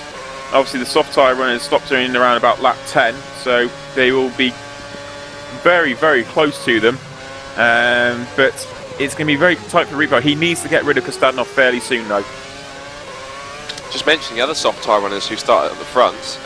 Juti is, where is he? He's now in 10th place and chasing down Mohammed Patel. Of course he's on the hard tyre yet to pit. Van der Linden though, down in 15th place and running with Antonio Colorex, who started at the back of the field. So yeah, that's kind of gone backwards for Van der Linden. And of course now Blair Disley's out, they're looking to him to try and get a result. So they're back in 15th from the front row. Yeah, 15th from the front, down to 15th from the front row of the grid. It's not the bike-cross positive we've seen in the past few races. Normally they're silent but deadly. They come through the field without us really knowing about it, and then at the end of the race they kind of get through us. Van der Linden almost hit the back of Colorex, had to lock up hard there, and just in front, just to cut away from that, Rietveld has had a bit of a knock on the wall somewhere. As he ever, he's getting seriously frustrated. he's in first gear, flicking it around corners, and he's whacking walls, oversteering. He's trying to get any sort of momentum off the corner. Jeff needs to calm down a little bit. He just needs to calm down a touch because look at that, Kostadinov and Keithley have pulled away now from him. So Jeff just needs to calm down, realise his potential, and knows that he just needs to set the car up to get past Kostadinov. He doesn't need to be so aggressive. He doesn't need to go into a boxing match with them when he can just gently coax the car around and pass them properly. He's getting a little bit too aggressive, is Jeff, and he'll start paying the price for it. As Kostanov's just had a massive oversteer moment actually out the final corner as well, which has brought Rietveld back towards him. It's quite intriguing is that Kostanov seems to bounce between the gearbox of Keithley's car and almost the nose of Rietveld's car, almost like a Newton's cradle, kind of like he goes up to Keithley, then he drops back and forth in just in front of Kostanov, in front of Rietveld, and then closes back on Keithley's car, going back and forth between the two. So he's kind of getting he's like the ball in the game of Pong, kind of like just the two GT Mega cars of the barriers. Oh, and Kostanov, and he goes Rietveld up the inside. Oh, Rietveld, Jeffrey, steady on. Come on, you've got a long way to go. I know he's getting frustrated, but he needs to calm it down because this is not doing him any favours. Of course, the more ragged he gets, the more life will take out of those tyres. Oh, it was so much faster than Singapore, so you can see that. He's throwing the car, the nose of that car over the corners. It's unbelievable what he's doing to that car. Those front tyres must be screaming at him already, because that's insane how much speed he's trying to carry. I never thought I'd hear Newton's cradle in the broadcast either. Well, I was trying to think of an analogy, kind of Costello going back and forth between the two, and that was the only thing I could think of, the first thing that came to mind. And then I thought the game Pong, and I don't know what I was thinking. So, I come up with silly analogies, they never work. So, but anyway, Kostanov is just holding on to Rietveld, but Rietveld just needs to kind of slow it down a bit more, because his tyres won't last, and he's ruining his chance of getting himself a podium at this rate, because yes, he's on the alternate strategy, but at this rate, getting stuck by Kostanov, it's not doing any favours, but all the while, even if he does find himself in front of Weiss and Calames at one point. Look at the oversteer again. Kostanov's just had a massive slap of oversteer, and Rietveld's going to go at the inside of him at turn one. Oh, he is indeed. He's got him. Again, that oversteer kicked in for Kostanov for coming out the final corner. Rietveld this time. Whoa, whoa, whoa. There's a right foot there somewhere, Jeff. You don't need to oversteer that much. Third gear. Oh, this is going to be a great run for Kostanov because Rietveld's made a mistake this time. Kostanov made a mistake. Now it's Rietveld that's made the mistake. He's got to be very firm in the defensive line here. And look at that, round the outside, he's going to go straight on. He's not been able to defend it like Weiss was able to, and Rietveld gets the position. But yeah, both of them making mistakes, and Rietveld's got by, and now he's going to cruise up to the back of his teammate. But those tyres must be just unbelievably worn already, and Keithley's now the next man on his list, and he's 2.1 seconds down the road. That goes to show just how much Rietveld's been battling, but also how much Kostanov's been battling oversteer, especially at the final corner. Where's Weiss in relation? He is 12 seconds down the road from Rietveld, so Rietveld's got to push on now big time. Yeah, definitely. What was intriguing is that I'm watching through turn 5 onto Raffles Boulevard, is that Rietveld got sideways, then Kostanov got sideways. So that was some lag on my screen, because at one point Kostanov was kind of sideways down half the straight. That was a bit of lag on my screen, so almost crabbing almost. But yeah, Kostanov is ruining those rear tyres as well. What's intriguing, look in the background, just as they've been battling, it's just allowed a tiny bit to allow the Three Stooges, I call them, of Simoncic, Malorqui and Baldi. Although Malorqui's got his pit light on, so it looks like he's becoming in on this lap. And I'll stay with him for a second. Yes, he does. And Malorqui's in. So first, I think, are the hard tyre runners to make a stop then, so he feels he has to pit. Pit request light must be coming on, because of course we're coming up to the third race distance, so I'd imagine that we're going to see the likes of the top 10, with the exception, of course, of Rietveld and Shooty, making their first of 2 stops. Bloody hell, sorry, I've just noticed 41.8 from Weiss. That was an incredible lap, considering he's on worn tyres and the fuel is coming down, but a 41.8 on those tyres. It just never seems to drop any pace, does Weiss. It just gets faster and faster. It's absolutely incredible pace he's got at the moment, 41.8. He's built the lead to 8.1 seconds, 12.5 back to Rietveld, who's down in 4th, and 14 back to Kostanov. So no issue with those tyres at the moment, and he's going along nicely on lap 20.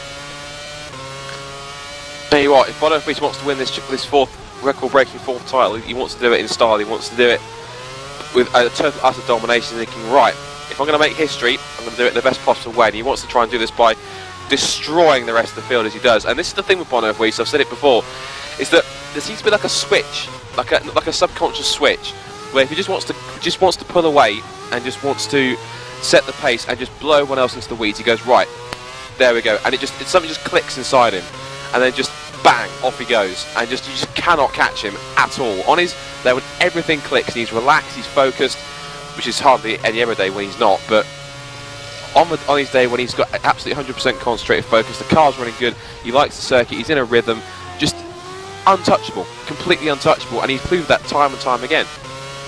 He really is the most chilled out kid I've ever known as well. it annoys one certain team manager down to the absolute teeth, but he's the most chilled out kid ever, and he's gunning it at the moment. And the problem he's got though is Rietveld's now done a 42.1, so he's starting to get a little bit quicker now. Is Jeffrey Rietveld. In reference to what's happened with the other drivers though, it was a 41.8 that Woodwiss did. Calamise has only done a 42.6. Keithley's on a 42.5, so you see just how much pace Woodwiss is going at the moment. And Rietveld has already cruised up to the back of Keithley, so he's closed 2 seconds basically already. And since that pass, oh no, sorry, Kastanov's pitted, hasn't he? Yes, he has. Kastanov is in 9th, and Maliki is about to go past him, is he? Is Maliki going on the inside Kastanov? Other way around, GT's literally just got past him on the braking on the end of Raffles Boulevard. Oh wow, he's going back at him though. Kastanov holds that position. And I think Marcel van Lynch has gone back behind Boschov as well. And we should get some pit stops filtering through fairly soon. I think in fact Calamise is due in because his pit request light is on, as is Keithley's. So we're going to get second and third in. Well, that will release Rietveld as well, so it's ideal timing for him, even though Rietveld's had that battle going on for a few laps. So Woodwiss will carry on. He does indeed. And he's got no issue with his tyres at the moment, it seems. And let's see if that's another fast lap from him. No, not as quite as fast this time. So Calamise dives into pit lane. So there's Keithley, and that releases Rietveld. And Rietveld should be the quickest man at the moment then, if he should drop into the 41s himself fairly soon. And another 42 there, so he needs to pick up the pace just a touch to match what Woodwiss is doing. I'm sure he will do that now he's been completely released. Let's see where all these drivers have come out.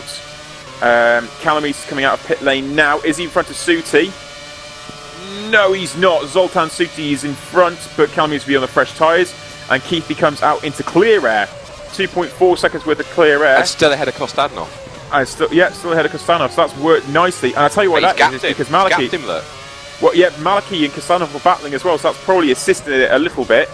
Not by much, but it's a little bit. But Patel's come out in 10th place as well. He's made his stop. And away goes Keithley and Calamise will try and challenge Suti now. Played Yorick Bosher for Ash Racing, just leaving his box as well. But Malorqui now, these are Kostanov, and forced him over the curve. They're going to go side to side through the next corner, and Malorqui, everyone's trying to get around the outside.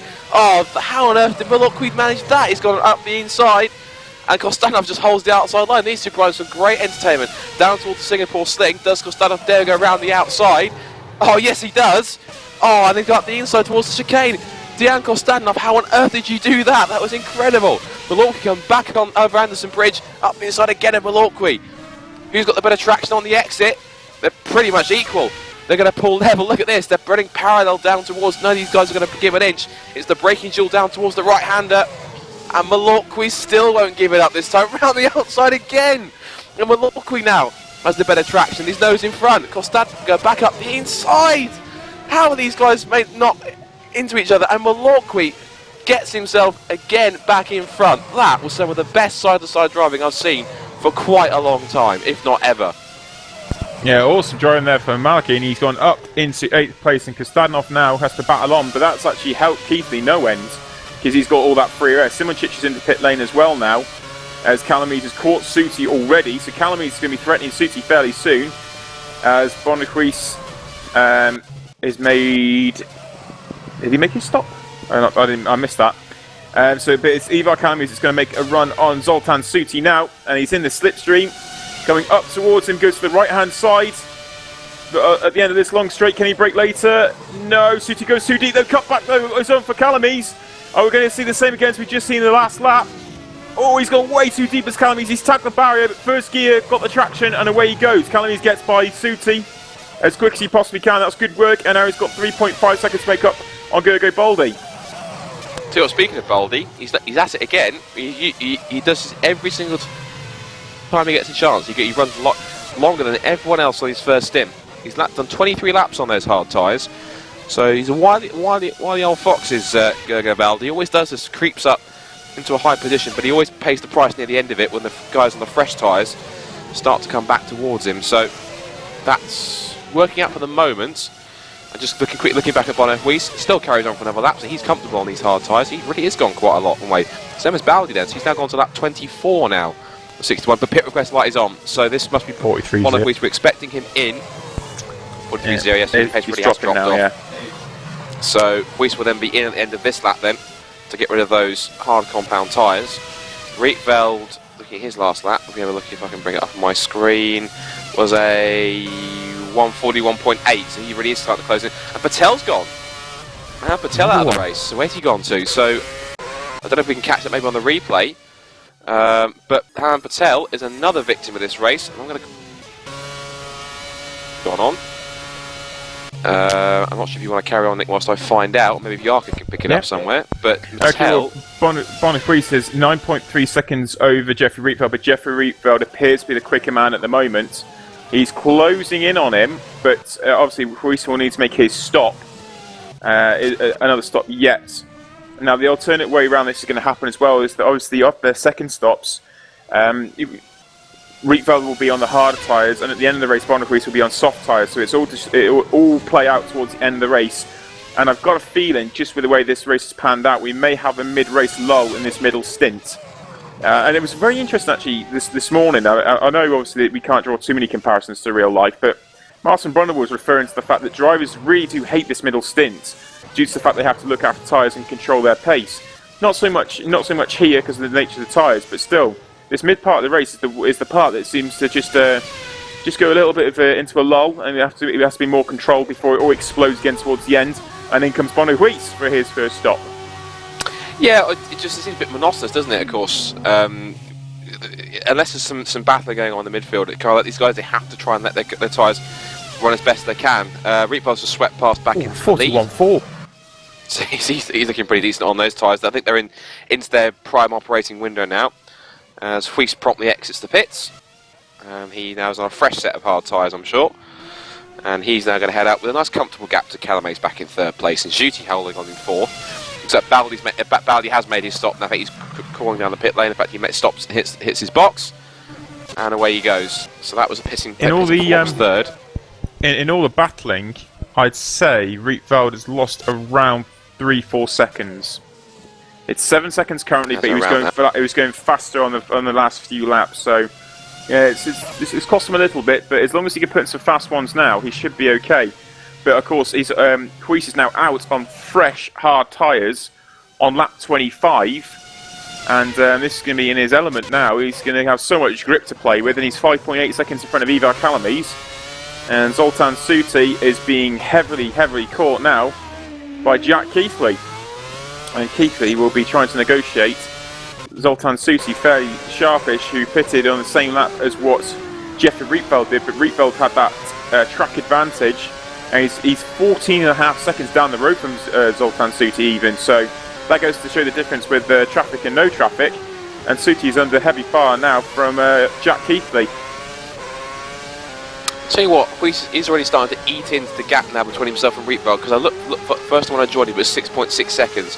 And he's already taken some 4/10 out of him on this outlap already, so that just shows you the effect of new tyres, even if he is on an outlap. This is incredible stuff, but look at that, he's getting a lot more time. In fact, he gets somehow a further 2/10 to that last few corners. How on earth has he done that on fresh tyres? Well, of course it's fresh tyres, but practically they're almost still cold tyres, really, but he's getting quite a bit more time. In fact, he's got a gap down by some 0.6 per second on his outlap, which is just staggering for Bono Weiss to do that on tyres that aren't fully up to temperature. Lord knows what we'll do when they are up to temperature. It's incredible. Yeah, this will be his first fast lap then, as Jeffrey Rietveld has pumped in another decent 41. And he is going on very nice at the moment, is Jeffrey Rietveld. But he's soon going to have a silver and yellow car approaching, I've got a feeling, because Weiss is already on a pretty stonking good lap. And he's not hanging about, that's for sure, today, is Woodwiss. As Jeffrey Rietveld is controlling his pace now. He's calmed down a lot now because he's got past the drivers he needed to get by. But that was quite wild in the early part. But Jeffrey Rietveld is now 5.4 seconds in front of Woodwiss. And Prix is definitely starting to come out. It was 7 seconds, it's now already 5.4. It's going to be interesting to see what sort of lap time Woodwiss pumps in here. Now, where is Jack Keithley? He's still tucked up behind Zoltan Suti and can't get by him just yet. That Brem GP car is having a solid little race at the moment. A very solid race. And we'll just have to wait and see what goes on behind because Keithley's closing. Maliki has pulled away from Kostadinov. Simoncic is in front of Boldy and Marcel van der Linden, and it's kind of all spaced out a little bit more so now. As we get towards the end of this first flying lap for Woodwiss, it's coming round the final corner now. It's a good one, trust me. 40.5. A 140.5. Incredible. That's a great lap from Woodwiss. And how he did it, personal best first sector, fastest second sector of anyone in the Grand Prix, and then what was the sector 3? Personal best sector 3. So, and that is pretty much, it makes a difference, almost a full second quicker than Rietveld in front. It was Rietveld's last lap was a personal best, a 41.4. And Woodwiss was like, yeah, you think that's a good lap? Try this on for size, 40.5. Significant tyre difference at this point in the race, obviously, with those soft tyres being used by Rietveld early on. And it's but the main battle we're going to have now is Zoltan Suti against Jack Keithley. Brem GP versus GT Omega. And oh, there you go. Suti's gone very, very deep in turn number 7 through 8 and then into 9. Now, can Keithley get the run? Can Keithley get the run? Yes, he can. This has been a good run. Can he fire it down the inside at the turn 10? He can. Great move, Jack Keithley. He's up into 4th place and dispatches Zoltan Suti. And Maliki's here as well to try and have some fun at the party with these two.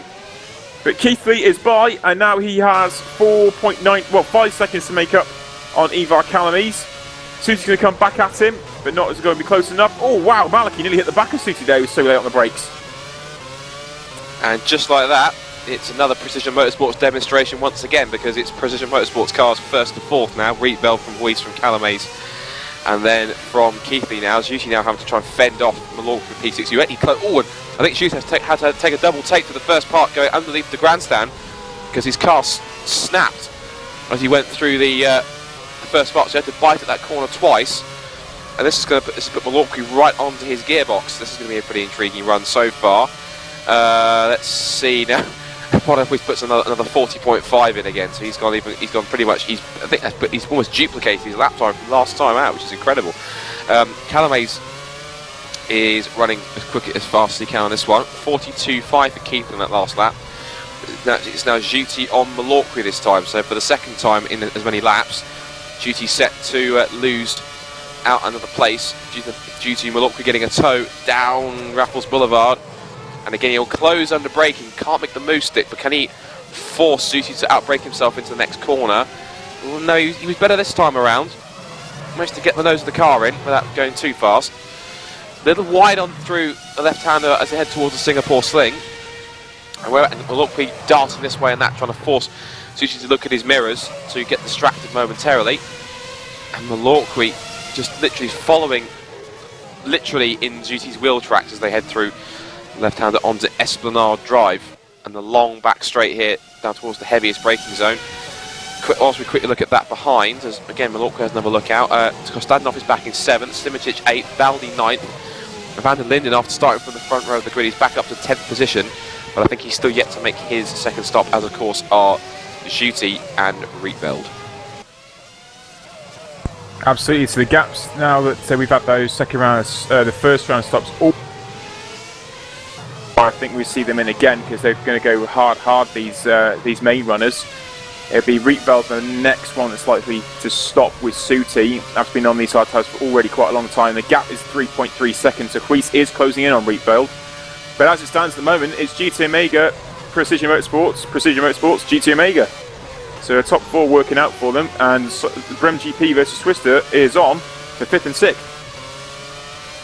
So Malort again will get a run onto Raffles Boulevard. He's a little bit closer this time, so I think he'll get the chance to grab the toe and pull alongside into the braking zone. Here they come to the kink of 6 then, and Malonki will get the run this time. He chooses to go to the outside for the braking zone.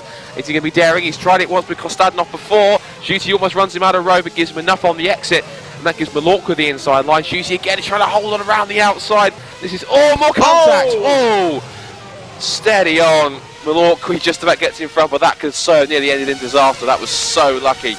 Huge bit of contact. I think that was Suti just having a massive moment of wheel spin and oversteer, and it actually, because Malaki was side by side, he smacked into the side of him. I don't think it was intentional by any means, but it was Suti just had a big moment, and I think they're both going to suffer quite a large bit of damage. And the Crown 7 Networks driver, Dean Kostadinov, is starting to rear up to the back of them now as well. Definitely closing in. And Kostadinov then looking at 6th position possibly. So looks like those tyres as GT starting to fall away a little bit as he's lost the pace compared to the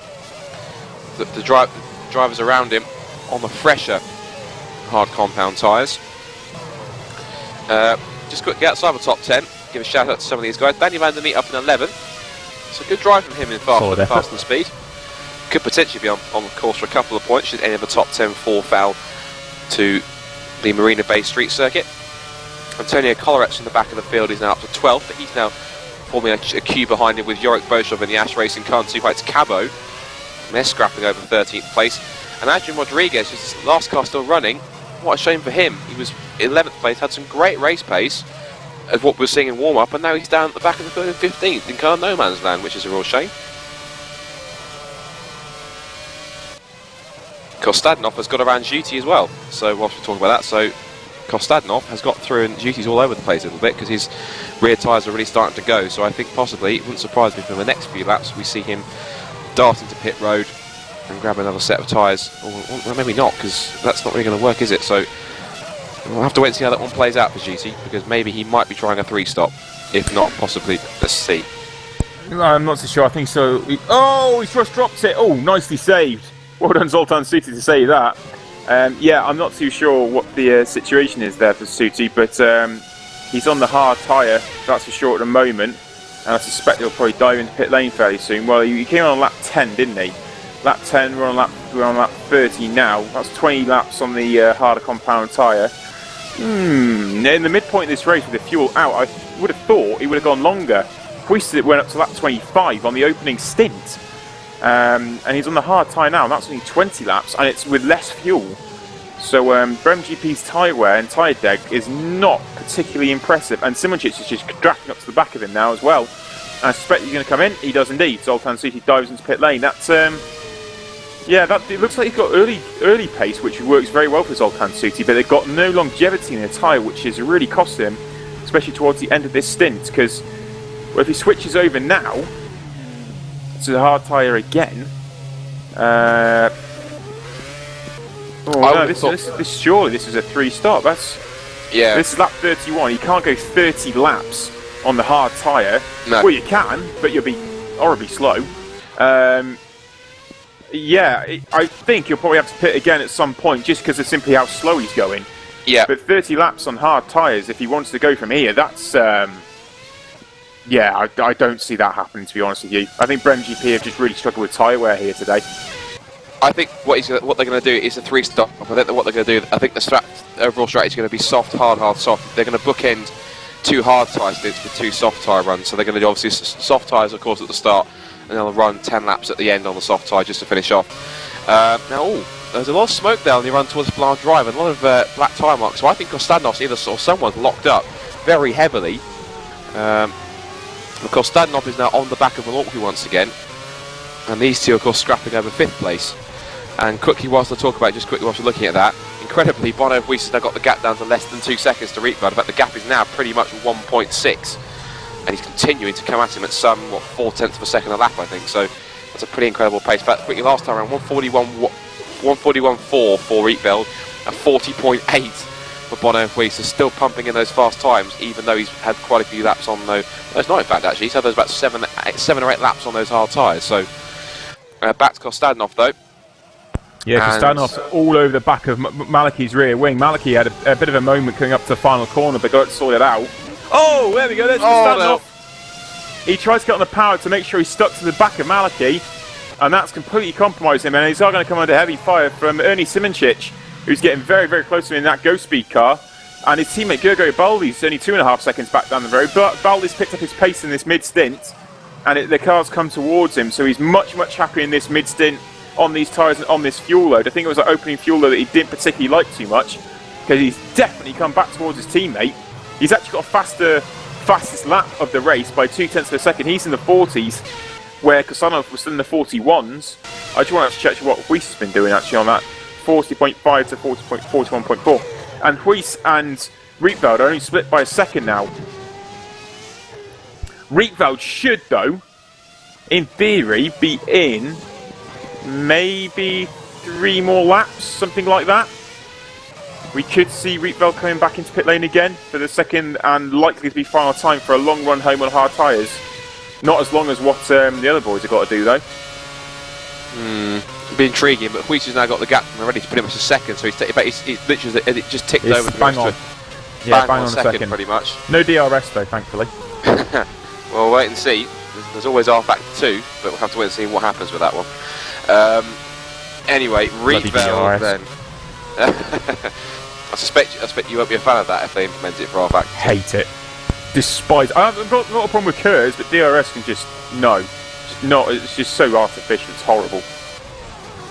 I'm sure the powers that be are listening, so Nick, so obviously I'll be taking notes. No listen DRS. To me. I am right. Absolutely. You need to listen to both of us. Just leave out DRS. Curves is fine, just no DRS at all. But Rietveld then, he's now closed in. It's amazing. Obviously Rietveld has to pit. There's no pit request like yet. But still, but it wouldn't surprise me that Woodwiss is going to do this. Now, that's intriguing because just Jaakko, our cameraman, just told us Jeff may stay on track as long as he can to keep Bono behind, or as long as he can keep Bono behind. I think the second that Bono is able to get through, I think that's when he'll pit. He'll know that that's it. But Woodwiss looks like he's going to make that move in probably the next couple of laps or so. In fact, maybe on the next lap or so, because with the rate that Woodwiss has been closing him down by some around 4 to 6 tenths of a lap, 4 to 6 tenths of a second per lap, I should say. It's pretty much imminent. In fact, it's almost a foregone conclusion. Looks like Woodwiss will get past Rietveld, but of course, as the great Murray Walker said, of course, celebrate his 90th birthday this week. Passing's one thing, but catching's one thing, but passing is most certainly another. And of course, Bono, which we know is a pass master, and we'll see what he can do as they cross the line to start lap 34. Rietveld's certainly going to try and hold Woodwiss behind as long as he can, though. But Rietveld's tyres are just going off crazily into the final set to that last time round. He was oversteering everywhere. So just a very quick shout out before we have Woodwiss and Rietveld. If you've got any questions, there is the YouTube stream in the comments section, so please do ask any questions if you wish. And both Scott and I will try and read them as quick as we can, because Woodwiss now, this is on for the race lead. Woodwiss to the outside, can he break later than Rietveld? No, he can't, and Rietveld held the line as well. Beautiful on the break in there from Jeffrey Rietveld. Now, can he get the cut back this time round for Woodwiss? No, he can't. Rietveld holds position on lap 34. He can definitely think about a pit stop, and he's got Woodwiss still behind him. This has worked nicely for Rietveld. He's got to the point now where that window to come in for a second pit stop is there, and he's still in front of Woodwiss. This is working for Rietveld, but it's a question now as how far he can go into the race on hard tyres, because the window's certainly opening up, but it's going to be a little bit longer yet than ideal that he wants to go onto hard tyres. Rietveld's pushing on like crazy. He's trying his absolute hardest to stay in front, and Woodwiss is threatening each way he possibly can, and Rietveld goes deep. Cut back on. No, look at the grip advantage for Woodwiss. It's incredible. Rietveld's just holding station, holding position, defending his line as much as he can. He needs to get a clean run through the chicane, right then left. Plenty of curb on the first part, plenty of curb on the second. Runs it out wide. Look at he built a gap. He built a gap as long as he doesn't oversteer too badly through the final corner, and he hasn't. Oh, he did tag the wall though. He tagged the wall. 2 tenths of difference, but Rietveld manages to carry on. Lock up into turn 1 and into turn 2, or stroke 3. And Woodwiss will oversteer this time, and it's going to be on again through the right-hander. Dropped 3 gears 6 down to 3rd for Bonnequist. Does he have the run this time? Rietveld with a good exit. Very good exit there for Rietveld. That's just what he needed at this point of the race. But Woodwiss is closing right to the very end of the straight. Can he break around the outside? Yes! Oh, no! Wow, Rietveld! He pushed him right out wide, saying, look, mate, you may be World Championship elect, but you're definitely not getting past me anytime soon. Rietveld is just pushing like crazy. Plenty of wheel locking and wheel spinning coming from Rietveld as well, but he's just about keeping the grip in those tyres. Just, whoa! We can't go up there. He was threatening to go up the inside of turn 10, but didn't do it. And he must have fighting the life out of Rietveld that, as he's still managing to hold position. And he's going to get the run onto the long straight now for Bonnequist. He's got the drive, he's got the traction. Redart to the left, he has gone to the left. Can he go around the outside under braking? Big under braking. No, look at that again, that's work for him. Twitch, there he goes. Going to have the twitch, the oversteer, Woodwiss to the outside, brakes later. Job done. No, too deep. There was nowhere, Rietveld couldn't go anywhere. That was always the line end for Woodwiss, and Woodwiss retakes the race lead. I think Woodwiss, in this race at least, or the rest of the championship, has kind of met his match, because Rietveld is giving a proper race at the moment, and Rietveld, of course, is not going to pit just yet, it seems. So he's going to try and extend this advantage on this stint of tyres as long as he can. Does the pit request light come on as he comes across the line? Not yet, but he might put it on further around the lap if he thinks he can hold on at the moment. But that was some great side-by-side driving, and I think Rietveld's definitely put himself into contention should he choose to go full-time next year as a potential championship contender. Because of course next year what will happen is that I believe, oh, what a huge oversteer moment! He would have to stand on the brakes. He didn't. He actually dropped the revs. He flicked it up to 4th gear and braked, so it knocked the revs out the car, so it didn't send the car around. That was very, very clever driving from Rietveld. That was. If that's the case, that's incredible. Quick thinking from Rietveld to stop that from happening. That's incredible. That was. I hate to draw comparisons to Senna in that respect, but the only thing I can think of that's similar was back in '91 in Barcelona when Senna, at the final corner, he spun the car. Sorry, I was looking at Calamese's thing on the screen. He spun the car next to the final corner in wet conditions, as Rietveld has put his pit request light on, so he'll be pitting this lap. But Senna spun the car got sideways, and he almost spun the car next to the final corner. But somehow he managed to shift the car into reverse whilst the car was in mid-slide, and rolled it. Whilst the car was in reverse, rolled it basically off onto the grass to keep the car out of the way. And a lot of people who found out how he did that all said the same question: is that how on earth did he have such quick reaction, such quick thinking to do that while the car was mid-slide? And that was a little bit similar to Rietveld. He had to shift in order to stop the car from spinning. But now Rietveld will get rid of those very worn, hard tyres, and this will certainly put him to run to the end. So he'll have to run 25, 26 odd laps on these hard tyres to the end. Malachi's just grabbed Suti and all that as well. He got him around about turn 5, turn 6, and he managed to steer it around the outside with some good grip that he's got there. So Malachi's gone past Suti now. So if the soft tyre runners, the only one that's really made it work at the start of the race has been Jeffrey Rietveld, and Rietveld has come out in front of Kostanov, so he's still in 4th place after all that, and 2.5 seconds in front of Dean Kostanov on fresh tyres. These fresh tyres that he will run all the way to the end, I would have thought now. You certainly would have thought so. But Woodwiss is now... actually. That's a long way. 41... That's it's a thick end of 25. No, that's all right, actually, because the fuel would have come down. That's doable. That's doable. Yeah, because Bonnequist managed 23 laps, of course, with almost a full tank of fuel, or with a heavier tank of fuel than that it would be at the end of the stint. So that's just due to good tyre management, I think, and being stuck in the pack and just sitting back a little bit. But Woodwiss is then now going to try and extend his advantage now. He's now got a 7-second gap to his teammate Calamase. Keithley now in 3rd is a further 5.6 seconds back, and Rietveld actually rejoined back in 4th, as we said. So it's now precision, GT Omega. So they're almost in kind of team formation, almost, if you like, in some cases. But the Kostanov is now in 5th with Baldi. In fact, Simičić is the only one that's spoiling the team formations, because Simičić is now splitting both of the Netrex cars. If Baldi can get around, it'll be Netrex in 5th and 6th. He's getting close to him. He is getting close. He's been coming up close to him. He's got some good pace as well. Just a quick note: Rietveld has basically got to put in 10 qualifying laps now. That's the only way that he can build some sort of gap before Woodwiss comes out on soft tyres. Remember, Woodwiss will switch to soft tyres. So this is hard tyres. You'll have the quicker pace, lower fuel, but this has basically got to be 10 qualifying laps to try and build some sort of advantage over Woodwiss. After Woodwiss will come out of the pit stops, probably in and around about 10 laps time, where he will then go to the end on soft tyres. So it's all about what Rietveld can do for 10 laps, and it's going to be 10 qualifying laps that's required. And also we've got to remember is, of course, whilst he's setting them, depending on when he decides to pit, if he catches his teammate, he's going to have to try and get around him unless Keithy pits at some point during sometime soon in the next few laps. So well, Keithy was first in last time round as well, so Keithy should be will probably pit a lap or so before what Woodwiss does. That's true. And so that should work for him. Depends how long he's going to get there. It's 4.7 seconds the gap at the moment, and he's just taking a picking of a half second out in the mid sector and all. He's definitely flying. It was 4.7. That's 4.1 in fact.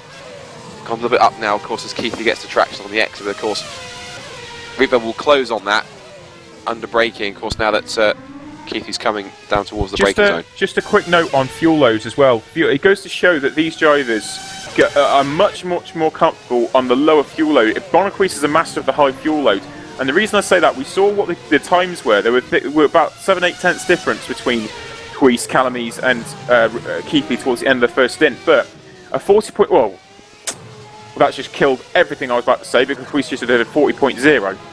Oh no, Calamise did a 40.2, there we go, 2 tenths.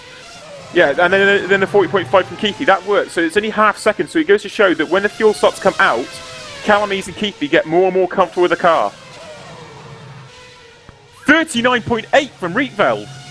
Great first lap.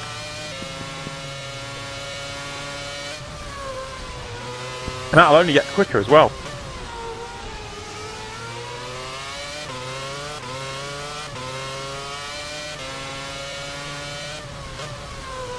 It's a solid drive, so I'll run down the top 10 for you all at the moment. There's 15 runners and riders still left out of 23 that started. Woodwiss leads away from Ivar Calamise by 7.5 seconds. Jack Keithy's then in third place with Jeffrey Rietveld in fourth, but he has made a second stop. Dean Kostadnov's in fifth for Crown 7 Netrex, with Ernie Simincic in sixth place for Go Speed Racing. Seventh place is Gergo Baldi. Eighth place is the Twister Racing driver of Edward Maliki. Zoltan Suti is in ninth place after his alternate strategy, going soft, hard, hard. Same as what Rietveld's doing. Danny van der Neet is in 10th place, and Collerex is actually getting very close to Danny van der Neet. So this is the battle over the lower end of the points. And Collerex in the Pescara car against Danny van der Neet, who's in the Fast and Speed car. And to the outside goes Collerex. Can he make a move there for P10? No, he can't. Van der Neet holds on. Oh, and up the inside goes Collerex. Can he get it done? Oh, hit him. No, that was a bit of bad driving there from Collerex. He should have pulled out that. There was not on there whatsoever. And Van der Neet's held that position. We'll continue down. Marcel van der Linden, man that was up in third place at the start, is in 12th currently. Boschoff for Ash Racing's having a solid race. He's in 13th with Zuhai's Carbo in 14th place. And Adrian Rodriguez, his teammate, is in 15th. And the retirements are Mohamed Patel, Blair Disley, Giuseppe Marconi, Luka Oslakovic, Hellenbro and Rudholm for the Skildex team. Pushka is in retired from 22nd, and Franz Schneider was the first man out in the Ash Racing car.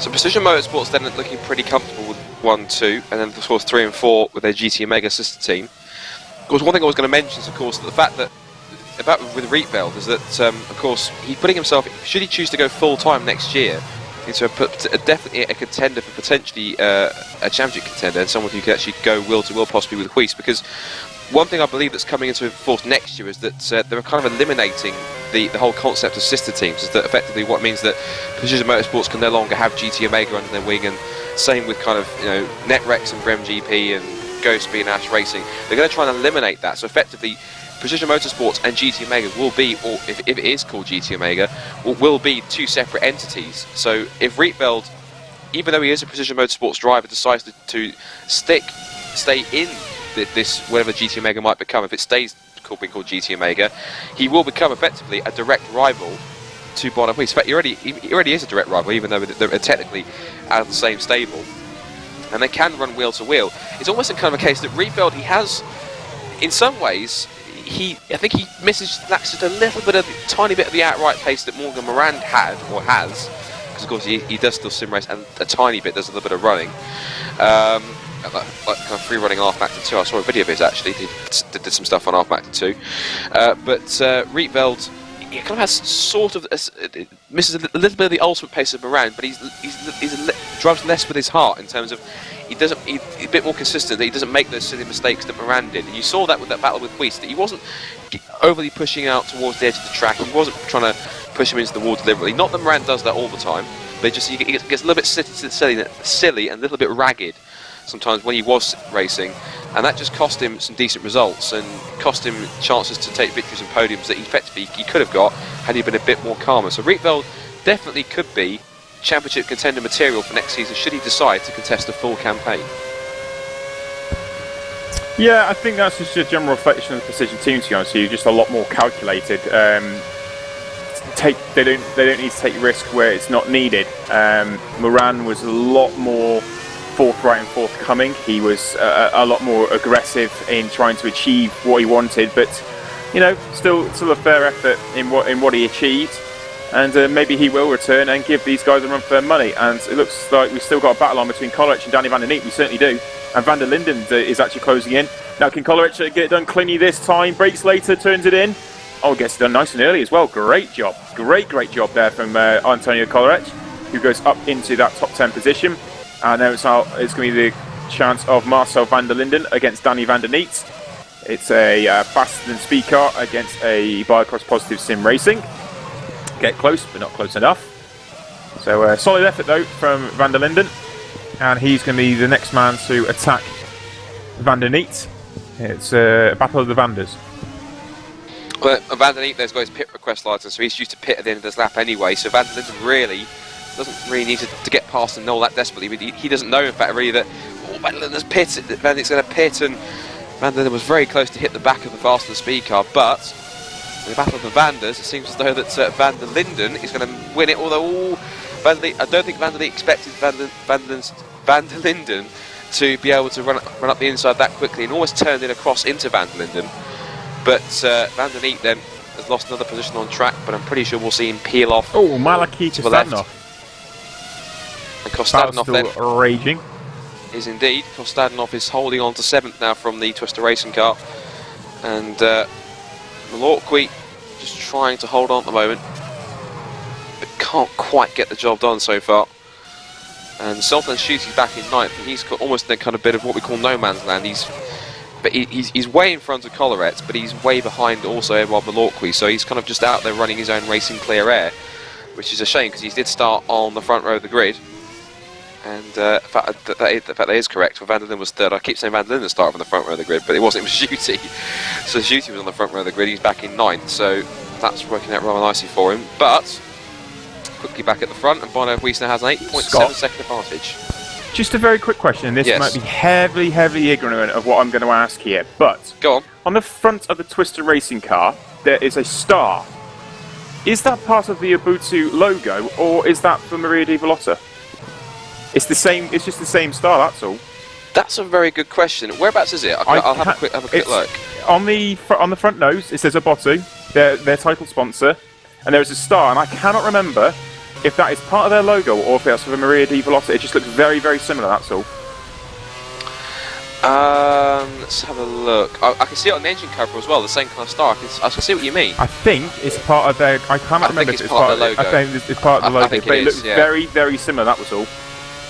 But effectively, I guess for Mallorca, of course, it would be quite fitting because, of course, Maria Di Vallota was Spanish, and I guess in some ways you could count it as sort of kind of like a double-ended stick, I suppose. Of course, it's part of the sponsor, and of course, you could, of course, you know, be a little bit of a point towards Maria Di Vallota, who, of course, did unfortunately lose her life a few days ago, basically this weekend.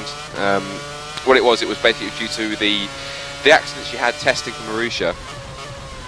It was basically it was caused, but the death was caused by a legacy of what she had sustained, the head injury she sustained from that incident, which is a real shame. And it's never nice when anyone in the motorsport community dies, and it's a real heartbreak to see her pass away like that. But of course, she always remembered in spirit as a fighter and somebody who was a fantastic woman. And well, I guess all we can say, I guess me, myself and Nick can reciprocate. But of course, all we can say is, you know, our thoughts and condolences go out to her family and friends and those who knew her, because she was a fantastic woman. And who knows, she may have had a potential run in an F1 car at some point, either if she did have a test, but maybe a run at some point in the future had she continued to live and had not had her accident.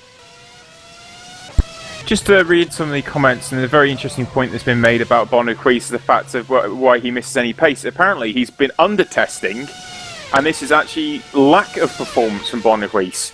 So it's actually an underperforming Woodwiss at the moment, simply because he doesn't do the laps. He grabs the setup, does the laps he needs to, and away he goes. So it's actually an underperforming Woodwiss, and yet he's on for a world title. That's intriguing.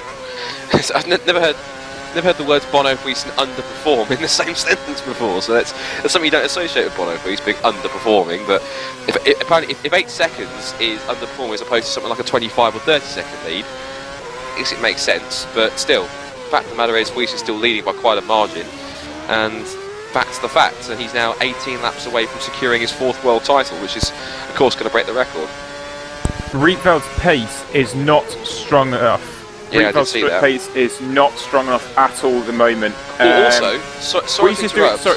He's done mid 39, and he's Rietveld stopped again, and he's only done a 39.8. It's not strong enough at the moment for Rietveld. I want to point out one thing. Look at Rietveld's right side pod. It's got some damage on it. Could that be the reason why? Because I'm looking at the back. I'm looking from the chase cam. Rietveld's car. If you look very carefully, look at Rietveld's right side pod. It's dented. It's caved in a little bit. I think that's possibly one of the reasons why. He's got some damage on that right side pod. I think he took some damage towards actually. I think that's nearly the start. He actually took that. Yeah, I believe so. I believe he actually took because he lost a little bit of time in the first stint, and I think that's where it may have came from, unless it was through battling. But yeah, I think he's been nursing the car a little bit more so in this part, but. The car or him is definitely a little bit under performance level at the moment, because only a high 39 on lower fuel and fresher tyres is not what it needs to be, because Weiss is just on a mid 39. So yeah, I think Rietveld is actually battling some damage there. Doing the best job he can, even though he is dropping off the pace, but I'll have to wait and see how this all plays out for him in 4th position. In fact, he's on the back of Keithley right now. He's only just about caught the back of Keithley, so he really needed to catch him sooner if he was going to make any impact on Weiss's lead. So I'm not sure at this point. This will be intriguing. Of course, he's still got some to go to the end of the race, of course, and there's lighter fuel load with these tyres. So when he's gone over the curb on the exit of that corner, he got held up by Keithley there. So Rietveld, even though they're teammates, he won't appreciate that too much. But this is for position, of course, so it's not as if Keithley could just let him waltz by. Keithley will 39.4 for Weiss. It's just gone even quicker. Yeah, that's an underperforming Woodwiss. Yeah, sure. I'll believe that. I'll believe that when he starts falling off the pace dramatically. That 39.4. There's a high level required. I'll put it like this: there's a high level required. It's not met, but he still gets the job done. Woodwiss never fails to amaze any of us. And how he does this, it's incredible. Right? Oh, actually, as we're talking, Rietveld's got past Keithley. It was a great run as well. Rietveld came out of the final corner with a whole load of speed, a beautiful amount of speed. He lined up Keithley. I don't think Keithley was quite expecting it, and just fired it along the inside into turn 1. Took all the amount of curb he possibly could before he hit the sausage curb. Went over the next part and kept 2 wheels on the inside of the curbing in turn 2. And still hooked up the apex, turn 3. It was a beautiful piece of driving there for Rietveld.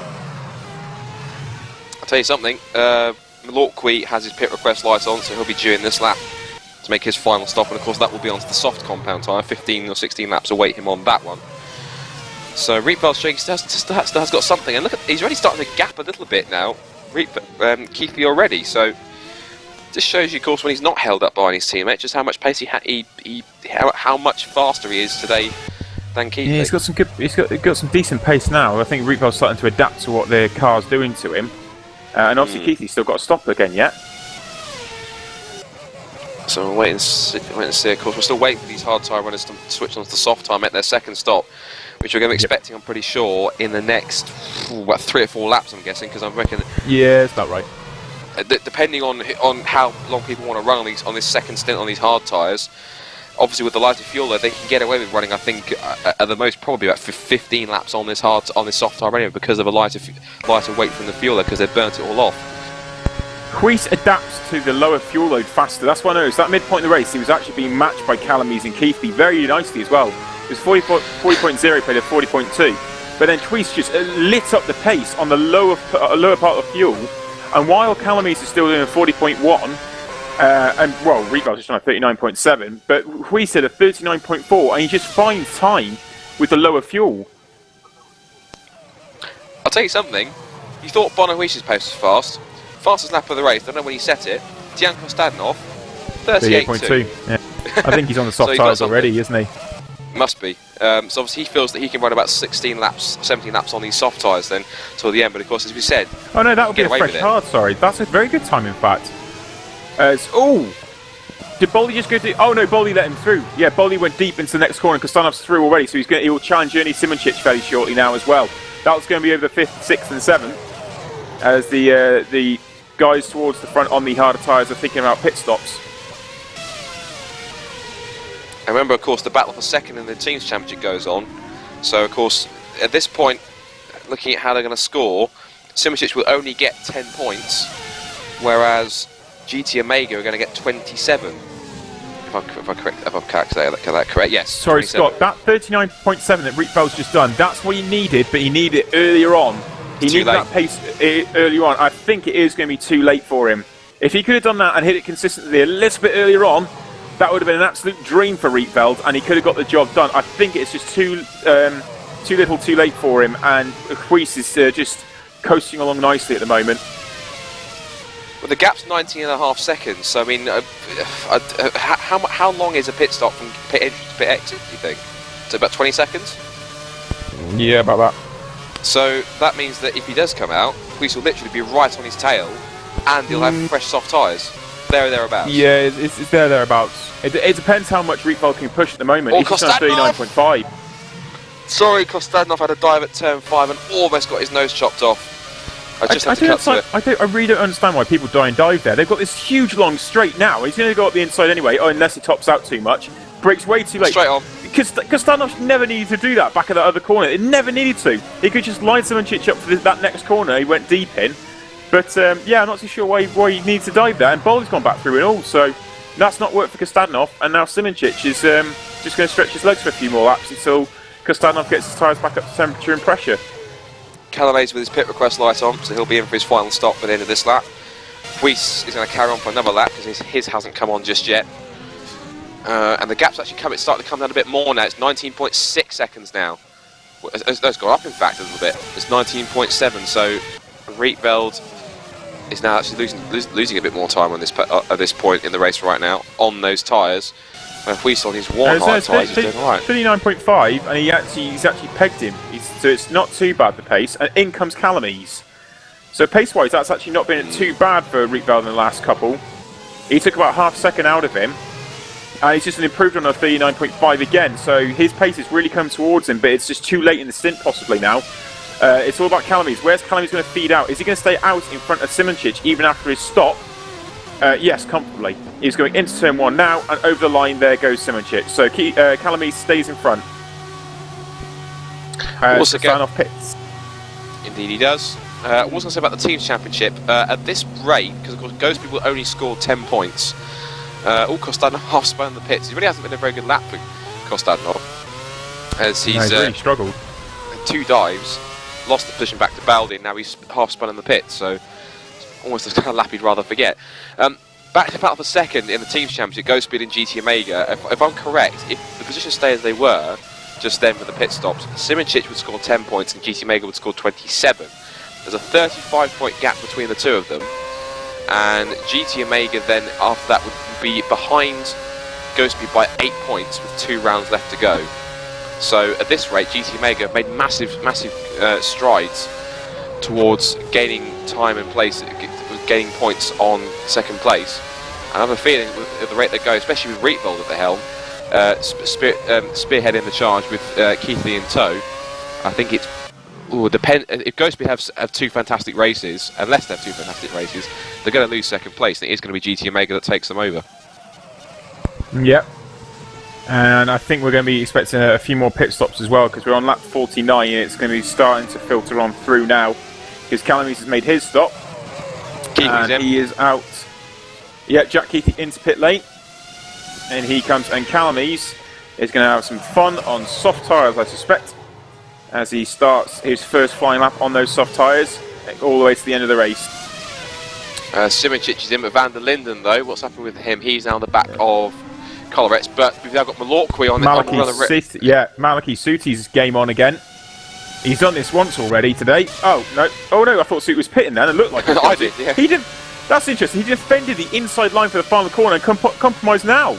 Wow, what was Maliki playing out there? That was incredible. Left, right, left. Decides. Oh. No, too deep. Oh no. Whoa, no.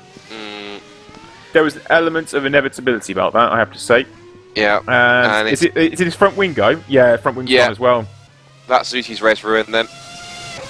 That's unfortunate. The guy that was right up there on the front row, great qualifying from him. Second place on the grid, and now on lap 50, he has no front wing. That's heartbreak for MGP. Meanwhile, champion-elect Bono Huis is about to make his final pit stop, I suspect, as a three-time champion. Of course, the next time he enters the pits, I'm pretty sure he'll have one more added to that total. It's pretty imminent. End of lap 50. So another 11 laps, and that is 2013 signed, sealed and delivered. Away he goes. Where is Rietveld? He's at the end of pit lane now, and away Huis goes, and there we go. Rietveld's hit the line. 39.2. He did the faster lap than what Huis had done. Huis advantage, 3 seconds. Job done. It's pretty much game over. Valiant effort from Jeffrey Rietveld, applaud him all the way through. I think that damage has heavily hurt him, and I think that has just really sealed it, really. That's nailed and sealed, and Huis now has a 3.5 second advantage. He has low fuel, he is on soft tyres, and he can coast home because Rietveld can do nothing about that now. A valiant effort, like I said, from Rietveld, but that pace he's running at now, he needed it earlier in the stint, and we could have seen a different story. But as it stands, he's already gained up to 4 seconds, in fact, and he got past Adrian Rodriguez in the process of doing that. There's some pace for you. And also now, now that we've got to watch out for now is Rietveld's second place here, because remember, Calamise is on soft tyres right now, and he just did a 37.3. There you go then. That was 2 seconds faster than Rietveld. So that pretty much... Rietveld did 39.2 as he hit the line, which went faster than what Huis had done on the hose hard tyres. Calamise's first lap out on fresh tyres, and it was 2 seconds faster. Oh, this is going to be entertaining run to the end for the next 11 laps. 10 laps. I think Rieveld's got some defending to do, that's for sure. Also, intriguing enough, hasn't made a second stop yet. We will do this lap. Van der Linden against Collarec. Van der Linden on the inside of Collarec. Ooh, good late braking there from Antonio Collarec. Good work. Very good work. As a Biocross Positive Sim Racing driver comes back at him and goes around the outside. I've never seen that move pulled so many times of what I've seen today. Excellent move from Van der Linden there. Great job. Into 9th place. Malorqui's a fair old way down the road, some 31 seconds further down the road. So, yeah, Van der Linden was up there, and he's had his troubles today also.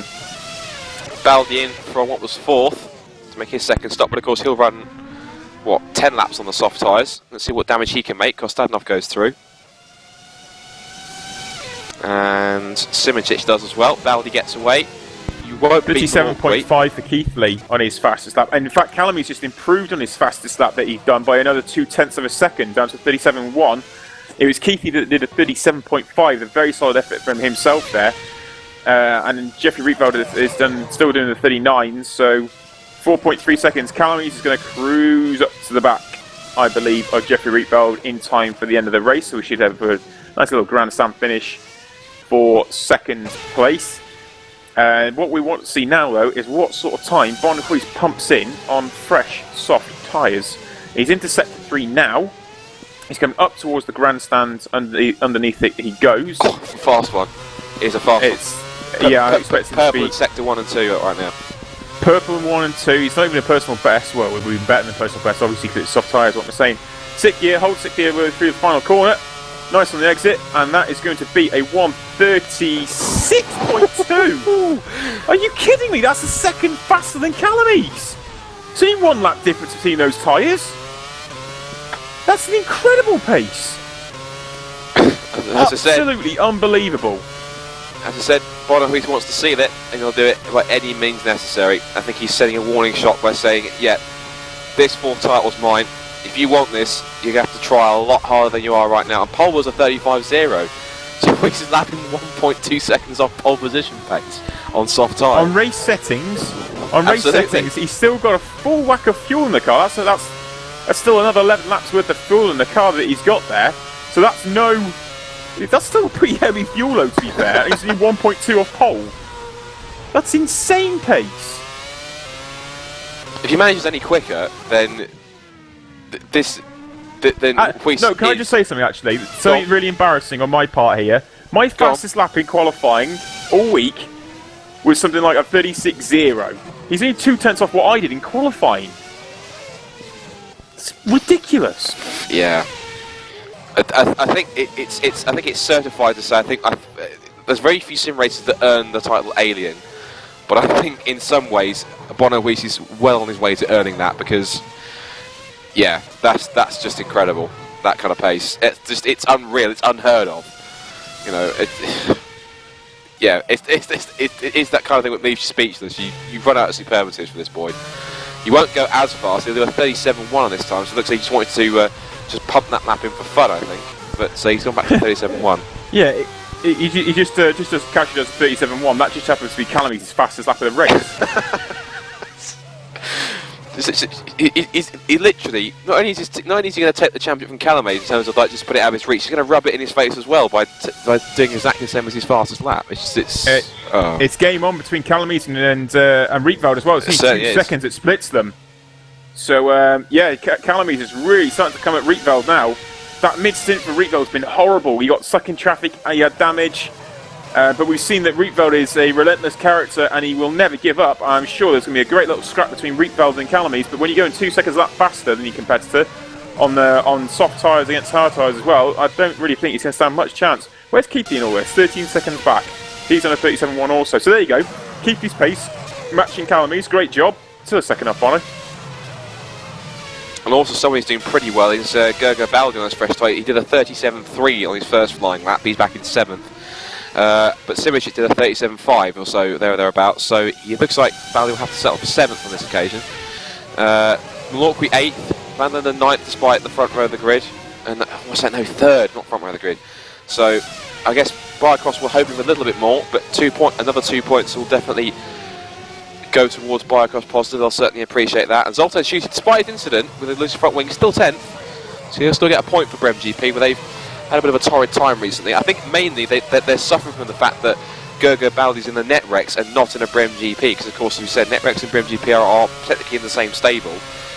So, and Baldi started the season and ran pretty much until, in fact, yeah, when DeWitt was given his 2 race ban, sorry. But of course, now that DeWitt's kind of disappeared for the rest of the season, where he's gone, we have no idea.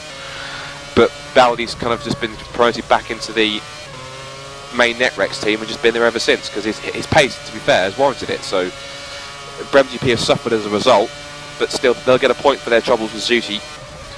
So look at that, the guys who were 2nd and 3rd on the grid at the beginning of this race are scrapping over the final points. Just shows you what doing an alternate strategy can do to you. Oh, you say that, but Rietveld's on for a podium. That's true. But then again, Rietveld is considerably faster, to be fair. To be fair, no disrespect to Zuti or Van der Linden, but Rietveld is a considerably faster driver. And that is just the fact he is a precision driver. Calamese, say that last bit again? It's the fact that he is a precision driver as well. And of course, precision drivers that are rapidly quick anyway. I'll let you know when I do that. Calamese is coming up to Rietveld at a rapid rate of knots, and he's very, very close to him now. So it's only a matter of time. It's not a case of if, but when. And they go underneath the grandstand, and I suspect he'll get a nice little run through this right-hander left. I wonder if Rietveld's still got a solid drive out of there, so he's not suffering too much just yet. Oh, twitch on entry though to the final corner. Oh, wow! Oh! I think Callum's hit the wall, didn't he? Callum's, he had so much speed on entry, he had so much more front-end grip. I don't really think he realised how much grip he still had available, even in the toe of Rietveld. He bumped the sausage curb on the final part of the final corner, and it fired him into the outside wall. It's damaged, there's a little bit of damage there for sure, but it didn't take his front wing off or anything, and he should still be able to cruise back up to Rietveld. But yeah, big moment there for Calamise. I wonder if that's possibly caused any light suspension damage as a result of that. We'll have to wait and see. But even so, on the fresher soft tyres, Calamise is on the back of Rietveld, who's squirming all over the place at the moment with those worn hard tyres. They've run quite a lot, even with the lighter fuel load. It's not really, it'll only make a minor difference compared to the pace that Calamise has on their soft tyres. But of course, if he's carrying damage, this could be pretty intriguing to see if he can still get past. And he's now got Danny Van Der Neat, who's causing a bit of problems there. Yeah, I was going to say, Danny Van Der Neat. He's got some good pace. I think he's come out on another set of soft tyres there, Danny Van Der Neat, but he has. I think he wants to join the fun. Though. Yeah, he's there, so that's kind of himself. I think it's Singapore. He's night race. He wants to have a bit of fun. I think it's one of these rare outings that he gets in the World Championship. He's trying to make the most of it and give himself some camera time as well. That's what all these back markers usually tend to do. They kind of just gives a bit of pace and get them up with the leaders and kind of think, hey, we're still in the race too. Give him a bit of camera time, please. And he's doing that just now. So, but to be fair, the races he has done this season, he had a bit of bad luck. I think one notably was he stalled the engine and spun back in Valencia at the end of the race and didn't have a very good run. I think he raced last in Suzuka at least, I think, as well, and didn't have a good run either. So that was for Brem GP. So he's kind of all over the place in terms of his drives. Okay, we'll have to wait and see what happens, but Calamise, he can't get much closer to Rietveld at the moment. Rietveld's doing a very good job of holding on to second place. I still think Calamise will have a run at some point, but Rietveld's having a very solid job. I told you it would be a very difficult person to try and pass, but he's doing a good job of it at the moment. Here's Jeffrey Rietveld, and he's keeping Amy Calamise at bay. Yeah, Rietveld a hard pass best to pass, as Weiss found out earlier. So, but he's, of course, Weiss is now up the road and gone pretty much. But he's, speaking of Weiss, he's on lap 57, so he's now, 4.5 laps away from making history. But still, battle for second is still on, so it's going to be pretty much a precision lockout on the podium again, but which order it will be for second and third remains to be decided.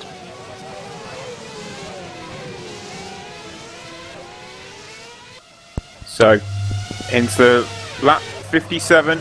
It's Bonner-Huisli in the way from Jeffrey Rietveld, from Calamise, who's all over the back of him, from Jack Keithley, who's further 12 seconds back, Dion Kostadinov for Crown 7 Netrex, Simoncic is in 6th for Go Speed, Gergo Baldi is 7th for Crown 7 Netrex, Edward Maliki is in 8th, Zoltan Suti is 9th, Marcel van der Linden 10th, Antonio Kolarec 11th, Zuhaitz Carbo 12th, Danny Van Der Neat 13th, and having some fun with Calamise and Rietveld, Adrian Rodriguez in 14th, and we've lost Boschoff in the Ash Racing car also now, so we're down to just 14 runners out of 23 starters.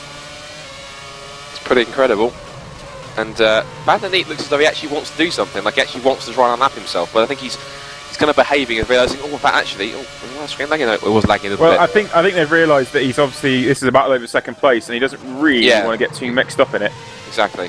He's being unlike certain people who've been involved in back market battles, who, I guess some people who watch the season probably know exactly who I'm on about, but he's actually behaving himself and thinking, no, I'll get in camera time, but I don't want to compromise this battle for the lead, battle for second, because morally that's not really on. So I think it's just being well behaved and just sitting and just enjoying the battle that's going on in front.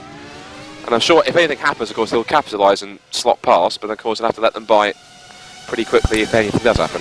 Rietvald's traction on the hard tyres is superb. He's just leaping out the corner, and Calamise can't do anything about it at the moment. He's squaring the car off and getting a perfect drive out the corner that he requires. He's not very good into the corner, he's braking and locking quite a lot, but off the corner, you can't really fault him at the moment. He's getting the job done on lap 58. So Calame's laid a long line of black rubber on the exit off of Esplanade Drive, and again, still some lockups going on through this these chicanes of the final couple of corners on the lap. And you can see now that already Rietveld and Calame starting to drop Van der Leegte a little bit, and Rietveld, I'm not sure what Rietveld's doing because he's moving along on the pit straight. He moves one way then the other. Lag. Oh, it's a bit of lag on my screen. Apologies for that. But Rietveld holding on. This is yeah, Van der Leegte. Just stay there. Don't do anything silly. He's got some commitment though, that boy. Van der Leegte's definitely got some commitment in the corners, that's for sure. He just did Calame's a fright. He closed in. He had a much faster run through turn 5, and he's actually keeping Calame's honest, thinking this is kind of distracting Calame's because of course he's got to focus on Rietveld when you've got Danny Van der Leegte on fresh tyres behind you, lapped, just looming large in your mirrors, a very black, red and yellow machine behind you. These engines are very loud as well. You can really hear them. So when there's someone behind you or even in front of you, it's actually sometimes quite difficult to hear your own engine because they are so loud. It's very true. So apparently Rietveld had a moment there. I'm not going to repeat exactly what Jaakko just described in the mumble chat, but he's had a bit of a moment somewhere that I might have just momentarily missed. But yeah, bumped the edge of the bridge, I think it was. Sorry, the exit of the hairpin. There we go. So. Oh no, he did both in fact, there we go. He bumped the exit of the hairpin, but before that he had a big moment over the curb chicane as well, just before the Anderson Bridge. You see now already, look, both Calame's and Rietveld. Oh wow, Rietveld was right out the wall then as well. And we go on to lap 60 and Rietveld's struggling for grip for sure. Calame's needs to capitalise now. He's got to do something. Because Rietveld's really starting to struggle for grip. Just a heads up, by the way, 17.3 seconds is Woodwiss's lead. Yep, penultimate lap. But Calame, thankfully both these guys they've now gapped Van der Leegte. He's now pretty much out of the picture right now. He's there or thereabouts, but he's kind of disappeared. Rietveld's done a 38.6 is his fastest on this stint. See, that's the sort of early pace. Those low 39s, 38s is what he needed to try and capitalise on Prix, and that's what he hasn't got. And I'm sure that's the damage taking its toll on him at the moment, and that's what's caused it. But he's doing a superb job to keep in front of Calame's. Rietveld is definitely an offensive driver, and he shows it very well indeed. And again, he locks up again off the Anderson Bridge and onto Esplanade Drive. Oh, and just couldn't get the traction on the exit and just very much glanced the wall. But somehow he's actually found a small bit of a gap to Calame's in the process. So how he's managing that on these worn tyres, I have no idea. But Calame's is holding station. But while we look at it, I guess we should really turn our attention momentarily to the man at the front, because Woodwiss is on his final lap. If this was a tennis match, it would be championship point, because what can you say? This guy came here 3 years ago as a 16-year-old. I think it was his first full season of FSR, and the one and only time that FSR has ever come to Singapore. Not only did he win the race by 25 seconds from Bruno Marquez, who was then the reigning champion, but of course he made history by, I think, securing his first title and becoming the youngest ever FSR champion. And now, wouldn't you know it, he's set to break records again, because 3 years later he comes back to these same streets of the Marina Bay in Singapore, and he's here to break another record, but to become officially the most successful FSR driver in the World Championships history. And what can you say? You literally do, oh, Antonio Colleretts, don't give Woodwiss a fright like that. Not when he's got half a lap to go, but that was just the flying antics there for Antonio Colleretts. But yeah, pretty much, well, you run out of superlatives for Woodwiss. He is simply staggering as a driver. You can almost do no wrong. But when he does, it's very, very rare. But yeah, I'll give you the one, Nick. He's about a few corners away from home. Bring him home, Nick. He's a precision driver. Is absolutely superb. You cannot fault him. He has his moments where people question his mentality and his ability and everything else, but there's no doubting that this kid is one of a kind, and he has done a superb effort. He is coming round to the final corner to claim a 4th world title in Formula SimRacing. Awesome job, Bon Alonso, I'm going to call him. Bon Alonso is world champion. Wow. Congratulations, that is a simply staggering achievement. He is now officially the most successful FSR driver in history. 4 World Championships on the bounce nonetheless. And second, Rietveld has done just enough. Awesome job, Jeff. Just awesome enough. job. I may as well A fantastic effort.